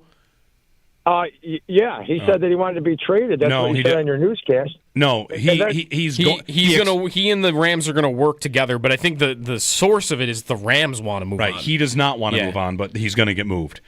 And interesting. It's kind of the opposite of Myles Garrett, but as a fan, would you guys rather have Garrett or Cooper Kupp? Garrett. And then a quick comment. Lindy Ruff's team not responding. I'm embarrassed. I want to know what your guys' true opinion is as the players watch Thompson lay on the ice. All right, thanks, Chris.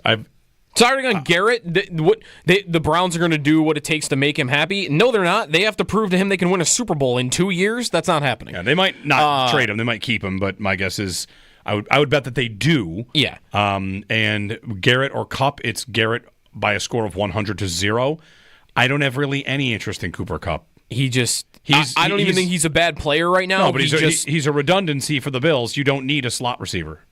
Right. You're taking Khalil Shakir off the field if you're trading for Cooper Kupp. Yeah. And does anybody on earth want that for the Bills? Don't need Cooper Kupp. He's a good player. Like, if he got traded to, like, the Steelers, I feel like that would go pretty well for them. There's a lot of places where it could work out really well. Here, I don't need it. So, that's an easy one. Cooper Kupp to the Texans to replace Diggs when Diggs goes somewhere else. Okay. Like a good slot receiver. Diggs was transitioning into the slot role. I mean, Kupp is a great player, perfectly fit in a McVay offense with a great quarterback, and I have none. I mean, again, like I like him. I got him in Dynasty. I got to figure out what to do with him. Hopefully he goes someplace nice, but I've got no interest in him here. It has been 4 years since he's had 1,000 yards. Yeah. He had 1,900 that year that he last had it, but like he was like the best receiver in football for like a couple of seasons. Or at least the most productive. The most productive, sure. Yeah, there are spots where that will work. I don't have it. It doesn't fit at all here. Yep. And the Garrett thing, like I don't think you have to work that hard to think like, okay, the Browns don't want to move him. They're gonna move him. Like probably. Well, eventually, like, will they play a year? Will they let him play a year and then move him? Well, who are the biggest guys that because asked they're not going to lose him for nothing? Who are the biggest? I asked for a trade and I didn't get one. Debo Samuel asked for a trade and did not get traded. Kobe Bryant historically wanted to be traded and did not get traded. Okay. That's the only big example. Yeah, when guys want to get moved. Debo's fine. He's a good player. He's a great player. But Garrett on the level of Myles Garrett. A guy of that caliber asks for a trade. Again, other than the one Kobe example, like I don't know if there's another one. I'm trying to think of like famous standoffs in sports. The guys usually just get moved. They get moved. And it depends how ugly he'll want to make it, right? Like maybe that depends on the timing. Because again, like if he wants to win a Super Bowl, okay, the Browns say, well, we're not trading you. I'm like, all right, well, I'll play for you for 2 years and then I'm walking for nothing. And what are the Browns going to do then? They're never going to... They're going to say, what's more valuable to them? We're going to play a rookie quarterback this year. Do we want 2 years of Cam Ward, or do we want all this stuff that we could get from Myles Garrett? So I think they get there even on their own initiative. And also the point about, right, when a guy asks out like that, it always happens where the guy gets out. I would even say Garrett asking out, you could say, this is how it works. It can go one way or the other. There was speculation they should trade Garrett before he asked to be traded. If you're the GM of the Browns, you have one of the top 10 players in football, your team is, rebuilding. How quick could you rebuild? You can get a lot for him. Mm-hmm. Oh, and he wants to go? Oh, all right, great. Now I'm not the bad guy if I trade him. Right. Myles Garrett just did the Browns a favor. GM Andrew Berry wants to turn this thing over, wants to find a way to rebuild, and he's got this albatross hanging around his neck in the form of Deshaun Watson's contract. And sure, if I trade Myles Garrett, I got another one. I got all this cap space. If you're the GM, Myles Garrett just made it easy on you. He's the bad guy now. He wanted to go. All right, I'll get everything I can for him. We'll eat the cap. Look what the Bills did with Diggs. Diggs was a bad guy in 5 minutes because he had to go. Mm-hmm. I mean, Myles Garrett will be a bad guy. Maybe he already is a bad guy. Guy wants to go, he goes. they also are acting like they're surprised by this. Does no one remember at the end of the season, Myles Garrett, before a game, got asked about his future in Cleveland, and he said they're going to have to convince, along the lines of, they're going to have to convince me that we can contend here. And everybody looked at that and knew, oh, well, I guess he's going to want out. Because what on earth do we think their sales pitch is going to be to Myles Garrett to say we're about to win? They don't have one. Yep.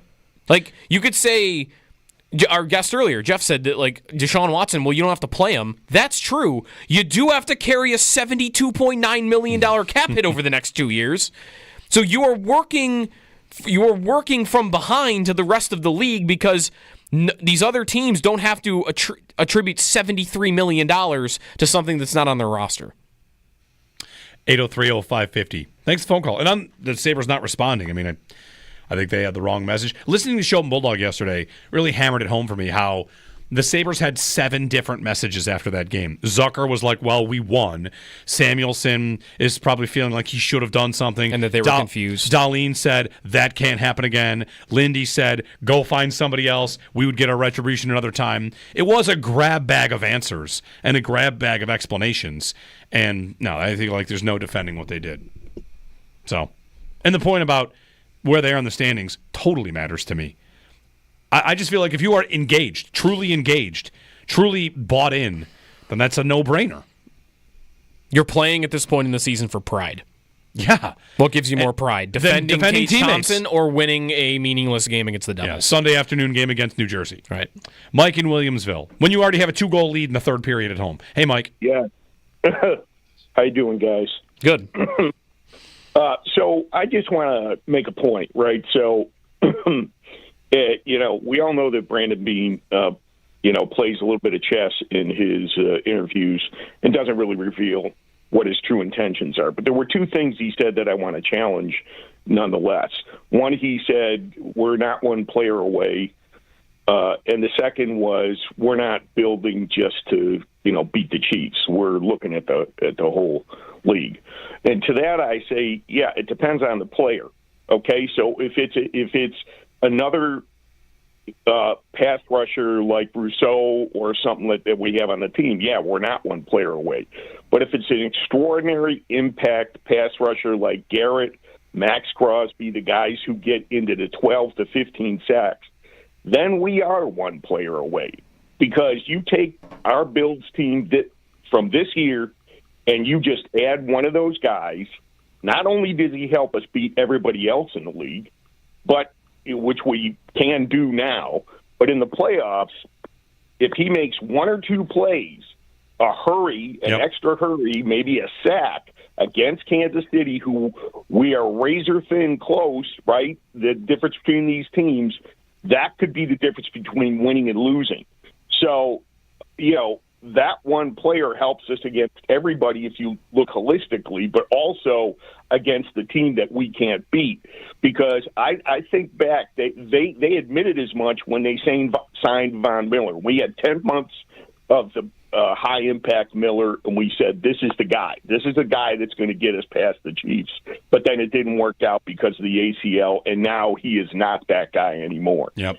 So I think, yeah, if you got to think about who is that player, and you might have to do something extraordinary to get him. If it's giving up 2 or 3 draft picks where you're drafted now, the value of those, to me, doesn't really move the needle to help you get past this team and doesn't, move the needle as much against other teams. Thanks, Mike. I agree. I think the we're not one player away thing is laughable. And I don't even think Beane really believes it. If I would really take that as some sort of staunch belief, on Sunday, do I find out which of these 2 teams is 2 players away? Are the Eagles 2 players away? I mean, the Bills believe they are 2 plays away, 1 play away. Of course, there's like 10 players in the league. If they added them to the roster, they'd be 1 player away. So I don't even believe it. I don't know, but Beane says that to try and temper expectations. But of course, they've been 1 player away multiple times. They've been a couple plays away.